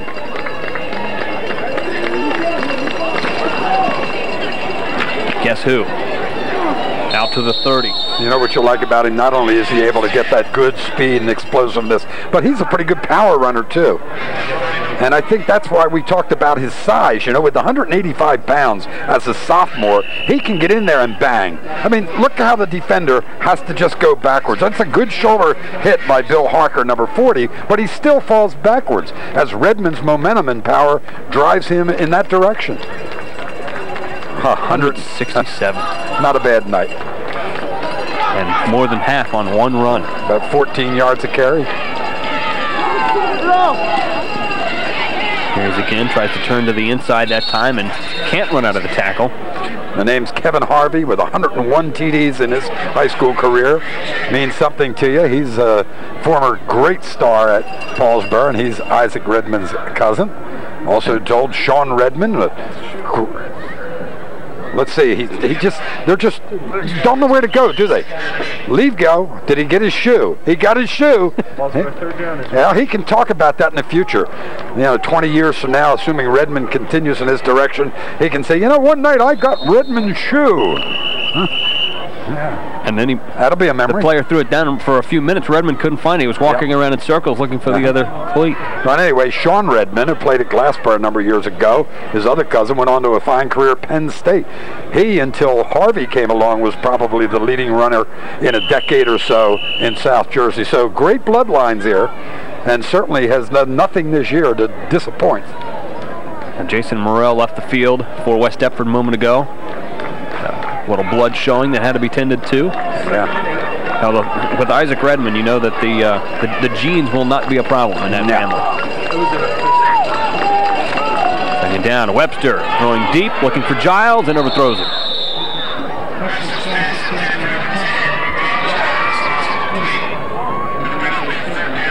Yeah, we thought we'd see Webster alternating with Funk quite a bit from what we had been told in our preparation for the ball game tonight. But hey, it's been Webster all the way, and understandably so, huh?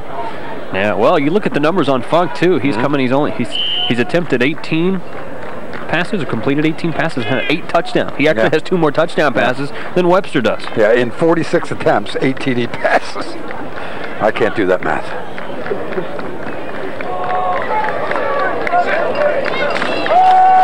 Webster drops back, going to heave it long again.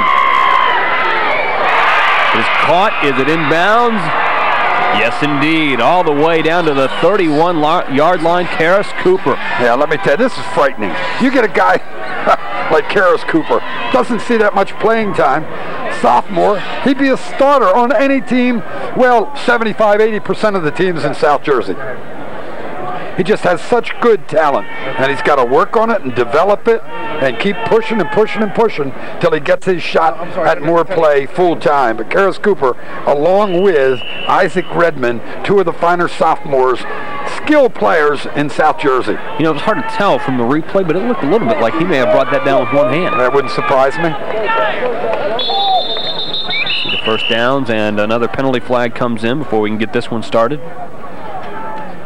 10-8, Paulsboro not really dominating the first down category. You know, I think this is reffing tonight. Dead ball foul. False start. Offense. Is that the president from West Wing? Huh? Yeah, at least Al Shoup, Martin Sheen. Yeah, the one. Yeah. The one thing about West Wing, at least, is a president. Huh? Well, we still have a president. We just don't know who the next one's going to be. There you go. 2:27 and clowning in the third quarter.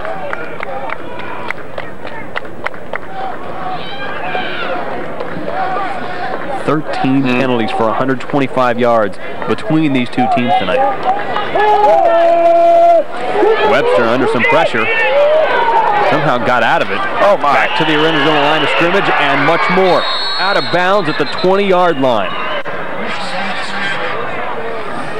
He now has 70. We have a couple of guys hurt back here, by the way, that were both going at each other. But first, we'll watch this. How does he get away?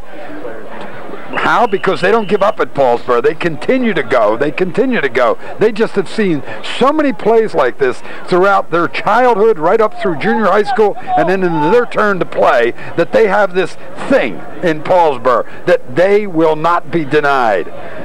Last year, such an uncharacteristic year for the Red Raiders, 6-4, and only making it into the opening round of the playoffs.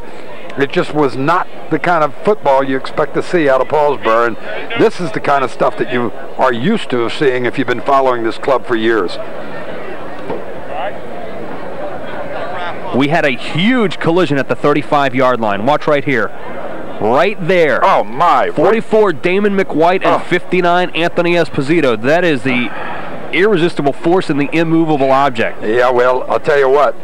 Esposito's head moved a little bit. Watch it. Ooh! Right on backwards that time, and so they're down on the, or at least he is still down. And McWhite came up, and Esposito is still down on the ground, but I believe White was being tended to as well, or McWhite, I should say, Damon McWhite.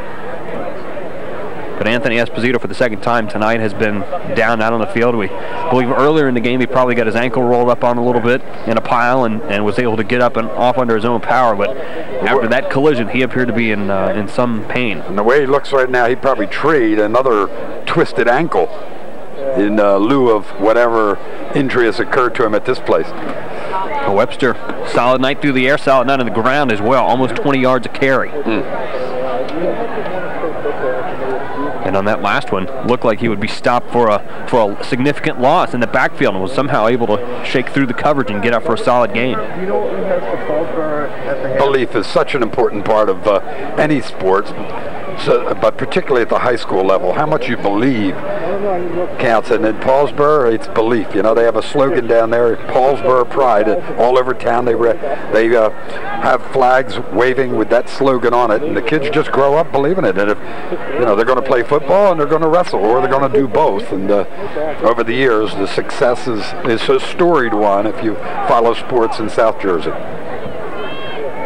The players are going to be sent to the sidelines. You see the guys coming over for Paulsboro. Look at this, the South Jersey top 10, according to the Philadelphia Daily News. Paulsboro, you see there at number 5, very good possibility next week they meet the number 2 team, Glassboro. Absolutely. Well, they're going to meet them.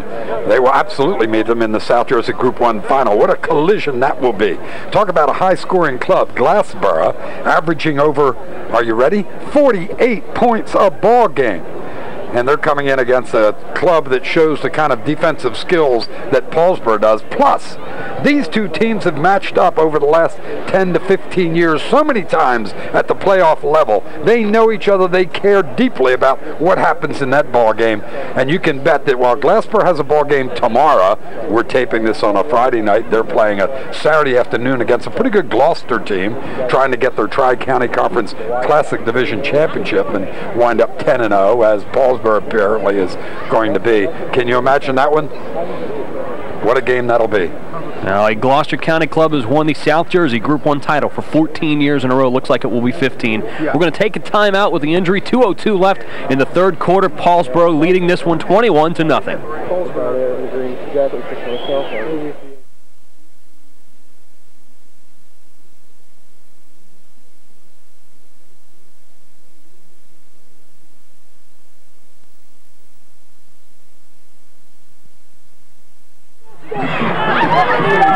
Welcome back, everybody. Third quarter action. 2 minutes, 2 seconds left until the end of the quarter. 21-0. Paulsboro out in front, and they've got the football. First down and 10. We'll give you an update on Anthony Esposito in just a moment. First down and 10. Webster straight ahead. Handoff down to the 10-yard line. Goes Dave Paterna. Paterna doesn't get to run the ball much, but when he does, he gets some good yardage, doesn't he? Let's go back for just a second and show you what happened to Anthony Esposito. You see the collision right in the middle of your screen there with Damon McWhite. We're not sure exactly what happened. Obviously, some very serious precautions being taken, but you can see him waving his hand, and that is terrific news for Anthony Esposito. Everybody at CN8 hoping that he is all right. He is loaded into an ambulance and being taken to a hospital for precautionary measures, but the movement is a very good sign. Yeah, the other point as we watch Paterna run the ball again that we like to give is we had that shot from a number of angles that we looked at, and looking at it from another angle, there was no way McWhite could avoid that contact that he made. One angle people may say, look what he's happening there, but we had him from another angle, and the play just comes together at the wrong moment, in the wrong time, in the wrong place. It's all happening so fast. Yep. And it's one of the unfortunate risks you take if you strap on the pads and get out there. Yep. That is always a possibility, and we certainly hope that young Anthony does all right. And Damon McWhite, you've got to wonder kind of what's going through his mind, how he's being a part of that and seeing what happened. First down and goal now. With a fumble ball on the field, and it looked like Redmond able to get back to it.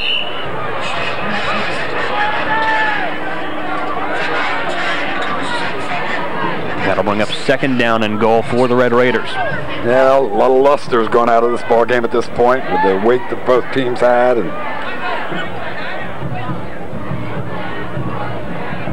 And that, I think, showed up on that play with maybe a loss of concentration by Redmond.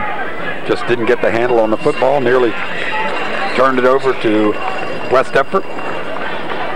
Now it looks like Paulsboro is going to be happy to let the quarter run out and just turn ends. And there they go with the 4 that they've raised like so many teams, but in their case they've meant it. The fourth quarter has so frequently been Paulsboro. Glenn Howard saying we've got 4 quarters. We are coming into the fourth quarter in just a moment, and the Red Raiders leading this one by 3 touchdowns.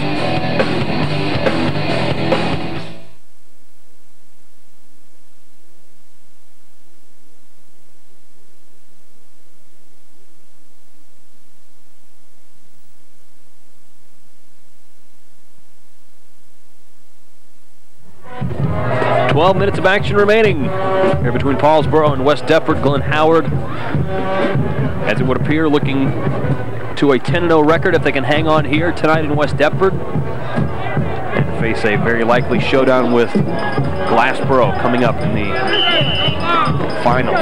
Very, very good contest that will be, but there is 1 quarter of business yet to be taken care of here. A little end around to Karis Cooper, and he gets down inside the 5-yard line. And then second and goal. Exciting young guy to watch. Boy, he shows a lot of speed, doesn't he? And that's really rare on this Paulsboro team. Oh, not too bad. Speed has been something they've always had, but you know, just no place for him to play. How's he getting in front of Redmond? You know, but if he keeps working and working and working, they'll modify an offense, huh? Find a way to go with the 2 running backs as opposed to a fullback and a running back. But you got to earn it. Third down and goal from inside the 5. Webster going to throw it. And it's incomplete. Pass intended for Mike Mendenhall that time. Webster unable to get it there. And now we'll bring up 4th down.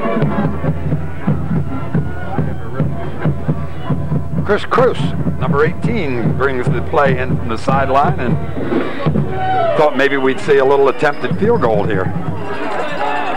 You never know when you need it. Great to practice it in game situations.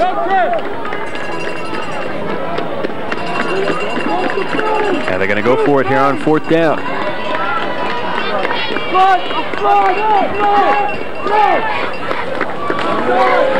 Webster back to pass again, going over the middle, and it falls incomplete, and the Eagles defense comes up, turns away the Red Raiders, and they take over on downs, deep in their own territory. they're actually not 32. Now, just not as sharp as they had been earlier. And that was not the intensity that we had seen from Webster throughout the night on either of those two plays.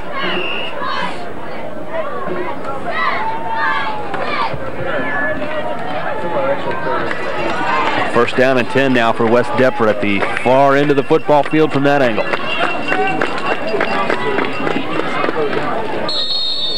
Kyle met at the line of scrimmage, not much going there. Yes.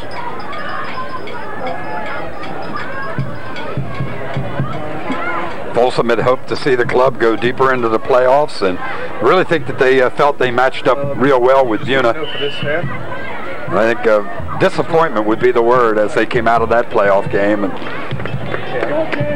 then the hope to catch Paulsboro maybe looking ahead, which pretty tough to ever find Paulsboro looking ahead. There's Fred Burt with some running room. He is wrestled to the ground at about the 18-yard line.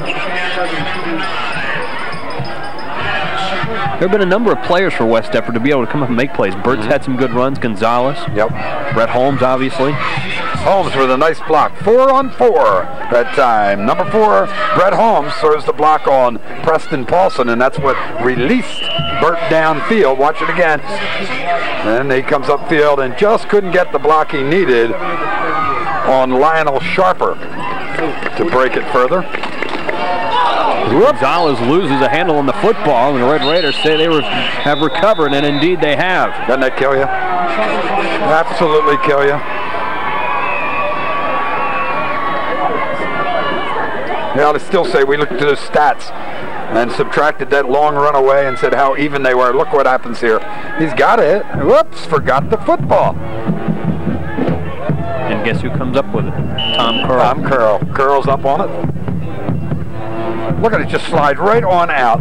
You wonder when he'll look at this play over and over and try to figure how in the world, as he's shaking his head right now in exasperation, how in the world did that ball come out? There's still Paulsboro 3-2 in turnovers, but we said it when we watched or looked at those halftime statistics that the word had to be frustration for West Deptford. That's just another example of it. Webster going to pull it down and run with it, and he is popped pretty good at about the 15-yard line. Okai makes the tackle. Was it all right if I made that call? It was probably what? It was Okai. No, it was okay. Okay. Let's take a listen to the hit here on this play. Kyle Mancuso, number 13, coming up to lay the hit there from his defensive back position, the sophomore. Made a pretty good whack on Mr. Webster. Second down and 7, coming up on 9.5 minutes left in this one. Again, Webster going to keep it. Penalty flag down at the 15-yard line. Gotta be a hold, huh?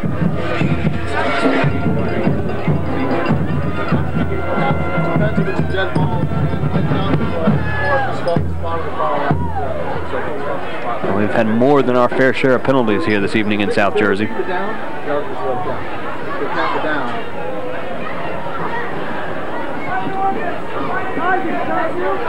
Holding offense. Is that 13, 14 tonight? 15. Yeah, so it's 15. Wow. Yep.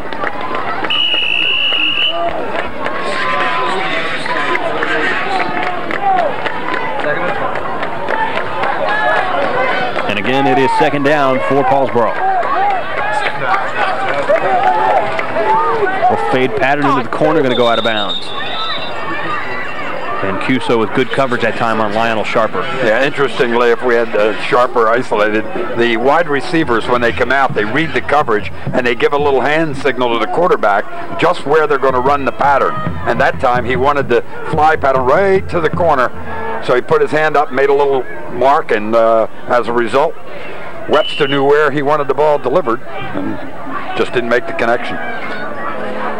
same way they read at the line of scrimmage, whether the man's going to take them left or right, and they're going to run the opposite way. Their receivers also make some signals of where they want the ball delivered. Look at this. For some even offense for you. And as a result, it's 0-0 this half, right? Into the locker room, 21-0, and they're at that point still with 9:10 left in the fourth quarter. Webster going down the middle, and that one falls incomplete.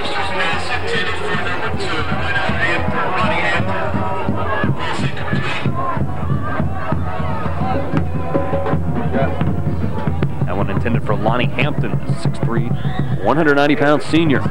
Now, fourth down, I'd love to see him try that field goal. We're not going to get a chance to see it. We were so impressed, were we not, before the game when we were watching James Funk warming up, and he's got the ability. He can kick it from here. Not going to see it again, but...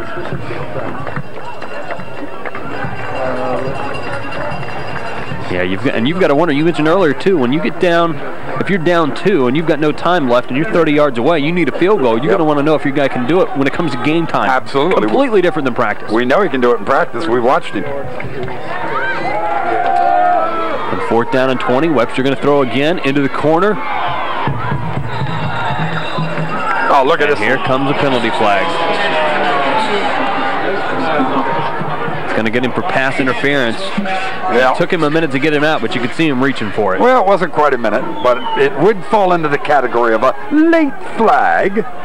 But I think you're absolutely correct. It was tucked in so deeply. It was difficult to get it out.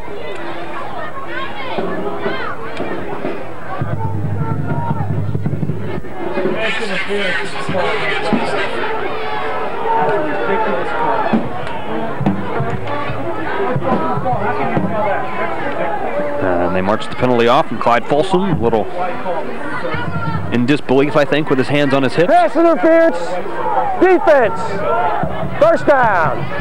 Boy, that is, again, another costly penalty for West Deptford. At the wrong times, huh? Every time. Watch, see what we can see at the end of this play. Here's the toss. Cooper reaches across, goes for the ball, knocks it away with the left hand.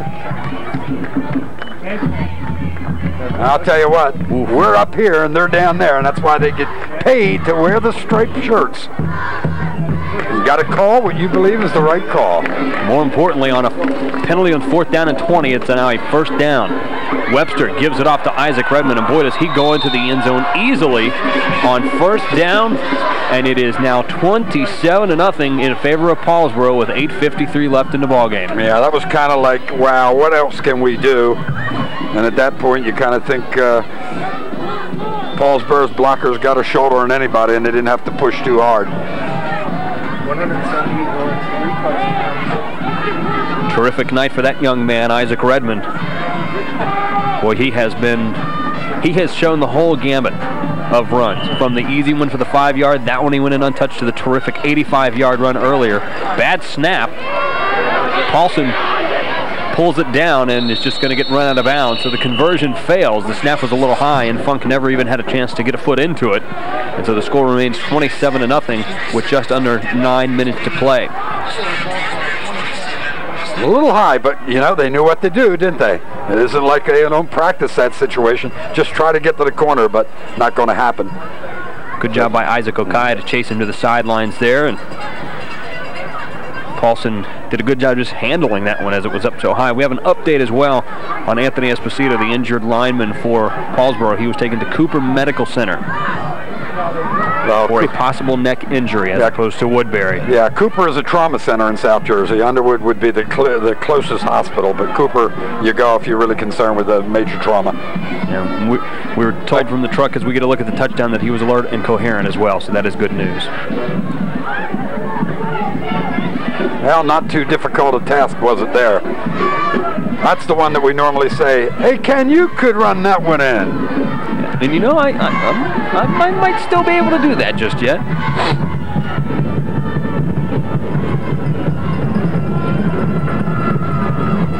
Well, Funk will kick it away one more time from the 40-yard line.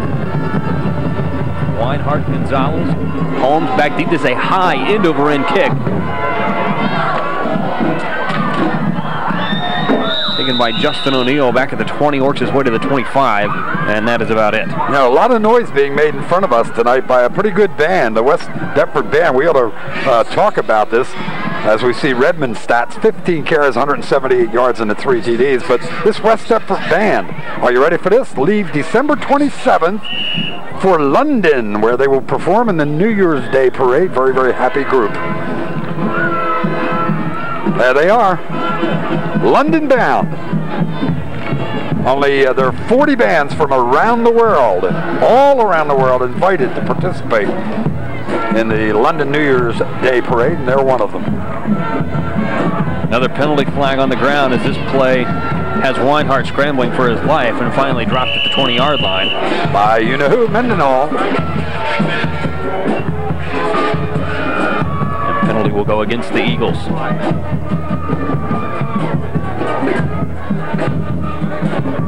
You just get the feeling that this has begun to snowball for West Deptford. Yep.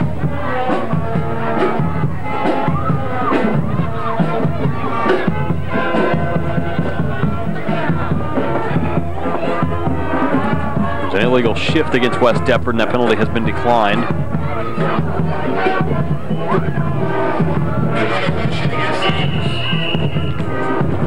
So the Red Raiders will take the sack, and it will be second down.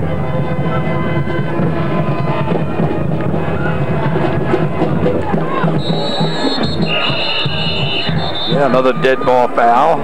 They saw it looked as if Paulsboro was going to blitz right up the middle that time, and I think maybe one of the West Deptford players come out of their stance.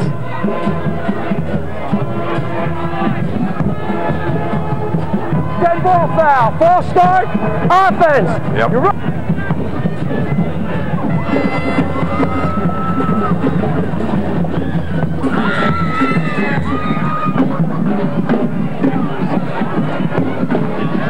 Weinhardt, the quarterback, talking to the referee for a moment. Got his hands in the pouch and back there, trying to keep him warm. It is very, very cold here tonight, and there is absolutely no wind. The flags at the far end of the field are hanging straight down, so that's very fortunate. It would be a lot colder. Cleary and his coaches are now walking down. You can probably get a shot at this. Pass out to Cooper, in and out of his hands. Right in front of us. And he looks down at his hands, Chris Cooper does, trying to figure out what happened. And for that cold night, tough to hang on to the football. Yep. Coming right down the stairs in front of us. 27-0, 8:11 left. There he is. There we go. There we go. There's a guy that's been very interested in the goings on here tonight. Coach Bob Clear from Glassboro, the Bulldog head coach. See what he can see as they will prepare for, first they've got a game tomorrow against Gloucester, but then against the Paulsboro team in the Group 1 playoff. You know, they have a quarterback down there, Sakeem Wright, who is only a senior, he's a senior now, yeah, but he is rated #1 quarterback in the state on the McCarthy report, which really is the most respected scouting service in the state. Fred Burt carries the ball on first down.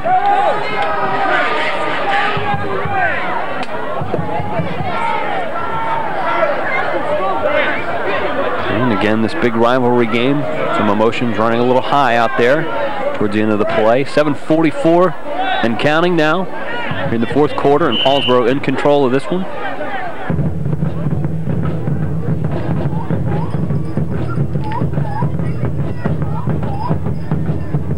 Will kick it away. Jason Williams, a sophomore, to kick it away. And who is back for Paulsboro other than Isaac Redmond? A bit of a high snap. Kicks away, and it's high, and it gets a good roll right down the sideline into Paulsboro territory to about the 48-yard line, and so the Red Raiders will take over there. First down and 10. They never stop. 7:14 left in the fourth quarter, 27-0 Paulsboro.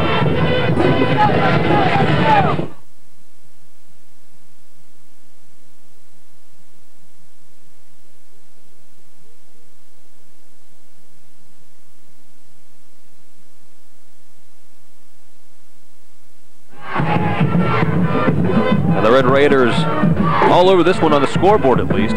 Statistics not as different as you might expect them to be, but it has been big plays and crucial penalties that have been a story of this football game.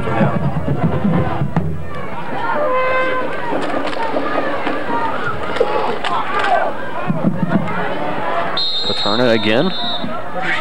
Pretty good strong run that time. In a sense, you know, maybe for West Deptford, the 27-0 score with 7 minutes left in this game is part of the rivalry. 18-1, going to be 19-1, and look at the score, 27-7 a year ago, with West Deptford on top. Now 27-0 with Paulsboro. They've turned it right around, haven't they? Yeah, West Deptford winning that game also won the Colonial Conference Championship. Yep. By virtue of that victory for the first time.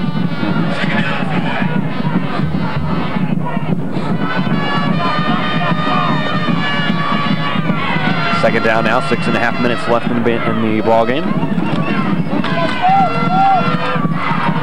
Paterna again has the first down across the 40-yard line, and James Funk in at quarterback. It's the first time tonight. Paterna is approaching 600 yards on the season with the game that he's had tonight. He was just about at 500 coming into the ball game. He's had a nice game tonight. When you add Redmond's 1,230 before tonight's game and close to 200 before, you know, then you say that's a great tandem. But now Funk, who is also part of a tandem, we thought we'd see more of him tonight. 18 for 46 so far this season. This is a fine athlete, Mr. Funk. And Webster just had such a good game. He didn't get much of a shot tonight. In fact, not until now. Funk pitches the option around the corner to Redmond. Redmond's still on his feet, spinning, and is down to the 24-yard line. I saw the numbers on Funk a moment ago. Uh-oh. Not a good scene and there. Redmond is not getting up. Not a good scene there as Redmond remains down. 5:55 on the clock as he makes what seems to be a very innocent play here. He just turns the corner, then turns back. Oh, look, see that one foot? Did you see the way the foot went? You wonder if this is an ankle injury. Watch how the one foot right before he's hit down near the end seems to make a false step. Ooh, right there. Nobody touching him at that point. Well, there it is, I guess. It was that right there. We saw it better from the other angle, but you know, that was not from being hit. That was like a step as he's trying to make a move. We'll wait and see. But boy, one of those injuries that really, nothing devastating that you can see. Nope. But he's just got the look of pain right there as the play was being completed.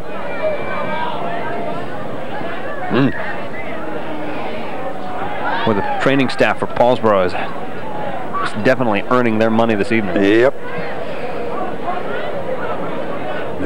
You don't want to see anybody go down, but you see the one who has franchise written all over him. You don't want to see that guy ever go down. Yeah, that'll make a coach's heart leap right up in his throat. Every kid's just as important as the next when it comes to injuries. But as far as the actual competition, you just can't avoid the fact that you say, should I have taken him out just a little bit earlier, you know, 27-0 and just under 6 minutes to play.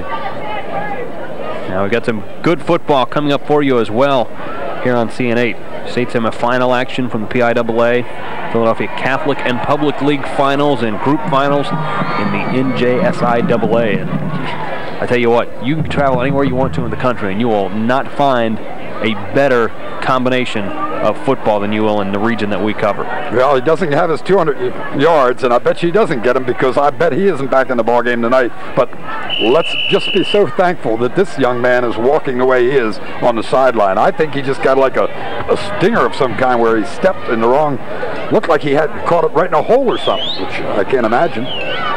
See the look on Glenn Howard's face. One of thankfulness that his star tailback is able to get off the field under his own power. First down, Funk's going to keep it around the left side. Pushed out of bounds just outside the 10-yard line. And the aforementioned Kyrus Cooper is now the tailback, the other sophomore speedster. See if he gets a chance to handle the football and what he does with it. The only thing they really lose with Kyrus Cooper in the game is a little bit of size. He's not as big as Redmond. In fact, going 5'7", 145. Yeah, 40 pounds lighter. But he is quick. He may be 40 pounds lighter and that much easier to bring down, but you have to catch him first.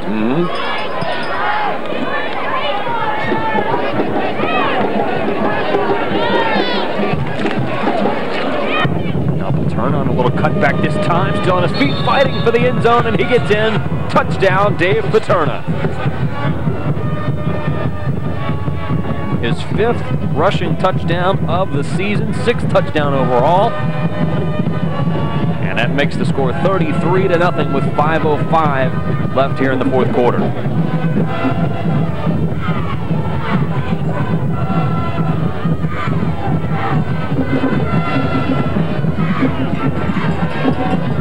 The Red Raiders will try and make it 34 with the point after. Good snap this time. And James Funk showing a terrific leg, and the extra point is good. And it's 34-0 in favor of Paulsboro. And of course, at this point now, with just over 5 minutes left, this is the point where you say, okay, let's get out of this one. We don't want anybody else hurt. We've already had one. That's correct. Player taken to the hospital tonight. We hope is all right. Anthony Esposito. We saw Redmond go a moment ago. Going to see a lot of numbers, I would think, in the next 5 minutes that we haven't seen so far this evening. You know, Paulsboro, Group 1 school, but they come dressing 60 players. And players is not a misnomer when it comes to that group on that sideline. They come to a ball game prepared as well as anyone I've watched over the last 30 years or so of high school football.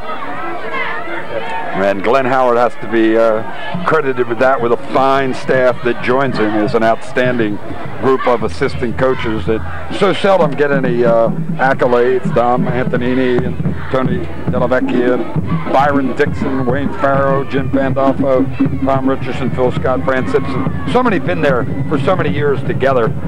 That coaching staff from Paulsboro just does such a great job. See the scoring drive, just over 2 minutes. Turn and taking it in.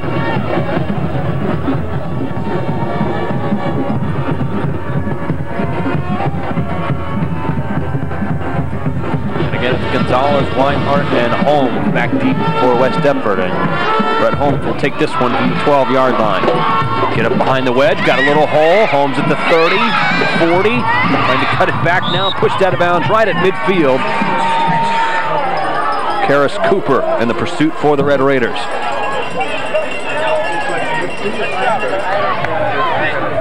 Good return that time by Brett Holmes. Now, as we remarked before, you hate to see the talent like this young man possesses get overlooked because of a score 34-0 in this ball game. Has nothing to be ashamed of. He has had a career that will be long remembered here in West Deptford.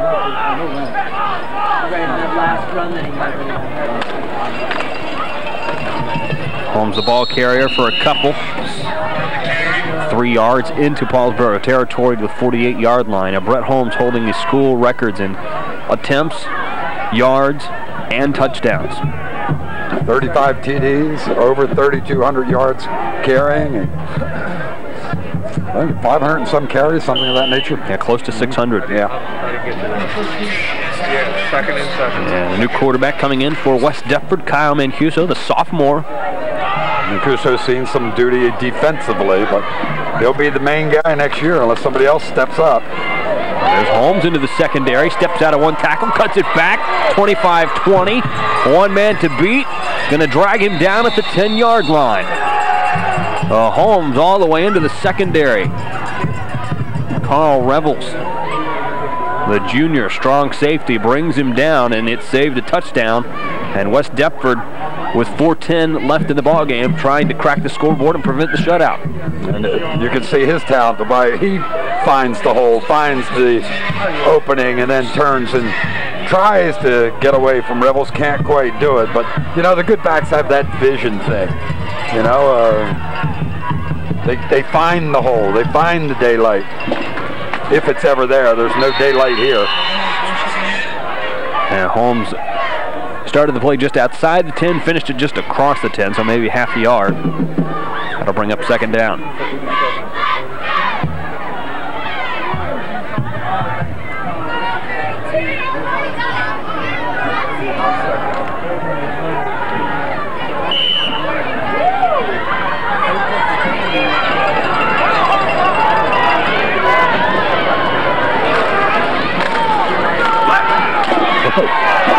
A little keeper, Mancuso, put it behind his back, and he still dropped it about the 11-yard line. And I don't think it was designed that way. He had me fooled on that play. I don't think it was designed that way. Watch, let's see where the ball goes. Whoops. Oh, my. Where is it? Where is it? Oh, there it is. Now, don't tell me he was trying. Look at this. I'll tell you what. He'll go his whole career and never duplicate that play. Kyle Mancuso or Curly Neal? There you go. A little behind the back. What? How many people remember that illusion? Well, this has been a game where we have seen it all. Mancuso, a little play action to back up field. Brought down to the 9. That will bring a 4th down situation. Mike Plesac in there, number 64, getting some action, makes the stop.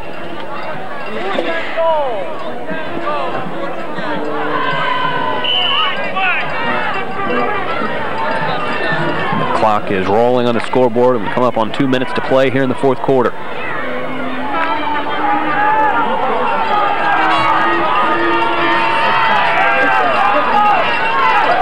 Fourth down and goal.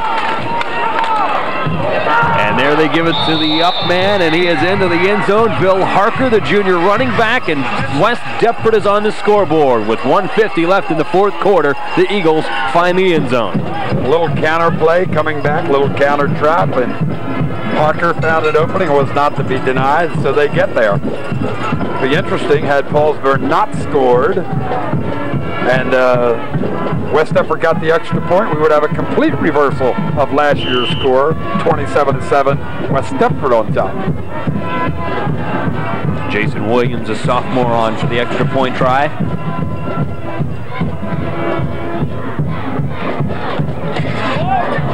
Kick is up now, and it is no good.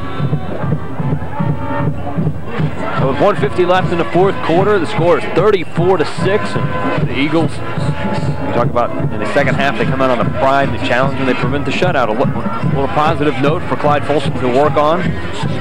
Some young guys out on the field. Nice counter trap here. Jason Morrell leads the way, along with Mick White, number 44. So two guys with had nice careers here, coming up with nice blocks to lead the way for Harker into the end zone.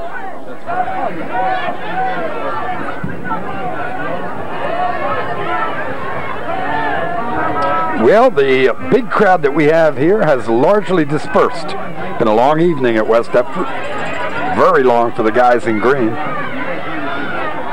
What a strange night of football it has been. We have seen plays that you might go 3-4 seasons and not see. We saw a holding penalty on a punt, but because nobody touched the ball for the defense, that's correct. The offense kept it and got a first down. That's correct. We have seen some really peculiar plays. You see the scoring drive there, 3:15. I think it was apropos that Mancuso gave us that little magic act right at the end, apropos of some of the plays we've had. Huh?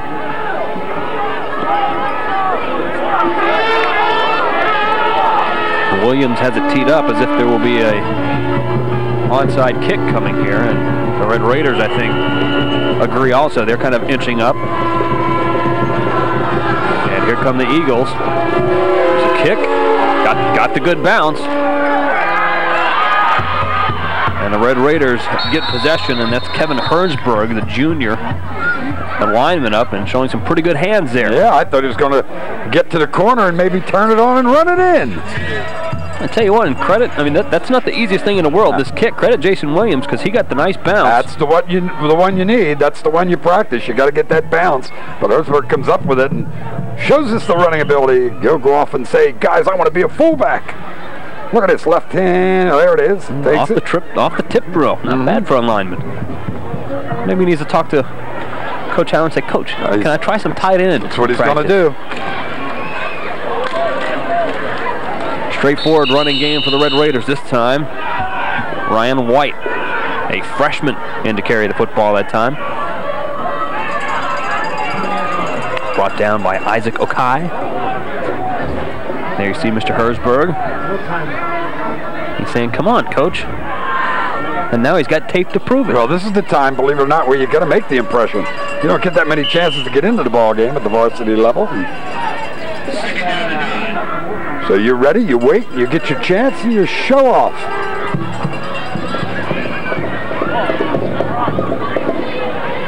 Webster out of the game, the quarterback. Funk now in. Isaac Redmond also on the sidelines. This one is not in doubt anymore. Straight up the middle into West Deptford territory. Another good run by White. 5'7", 155-pound freshman, showing his stuff. Knowing he's going to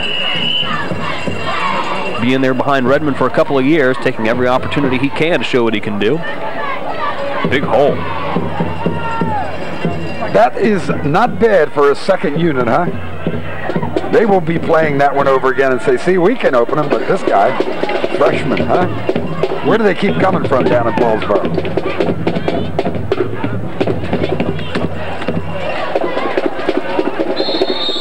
Another handoff to go for about 8 or 9 yards. Clock winds down to 15 seconds and counting. Could well have been the last play. Jerome Beverly may have been the last one to carry the ball in this contest. Howard finally gives the smile, something you don't see from him much during a ball game, I guarantee you. Congratulates the players. Has such a great relationship with this group. They trust him, you know, they believe in him. They know he will not gild the lily. He will not tell them something that isn't.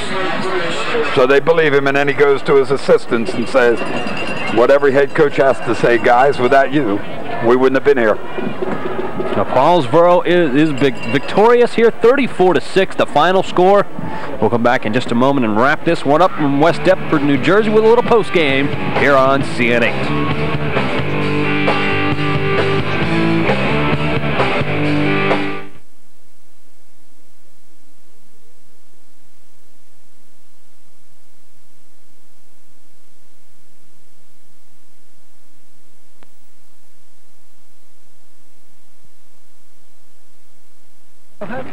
Welcome back to West Deptford, New Jersey. The final score once again here tonight. Paulsboro 34, West Deptford 6 in a good Colonial Conference matchup. I'm standing by with head coach Glenn Howard from Paulsboro. Coach, first of all, congratulations on a 2000 conference championship. Thank you very much. It's good to have the conference back in Paulsboro.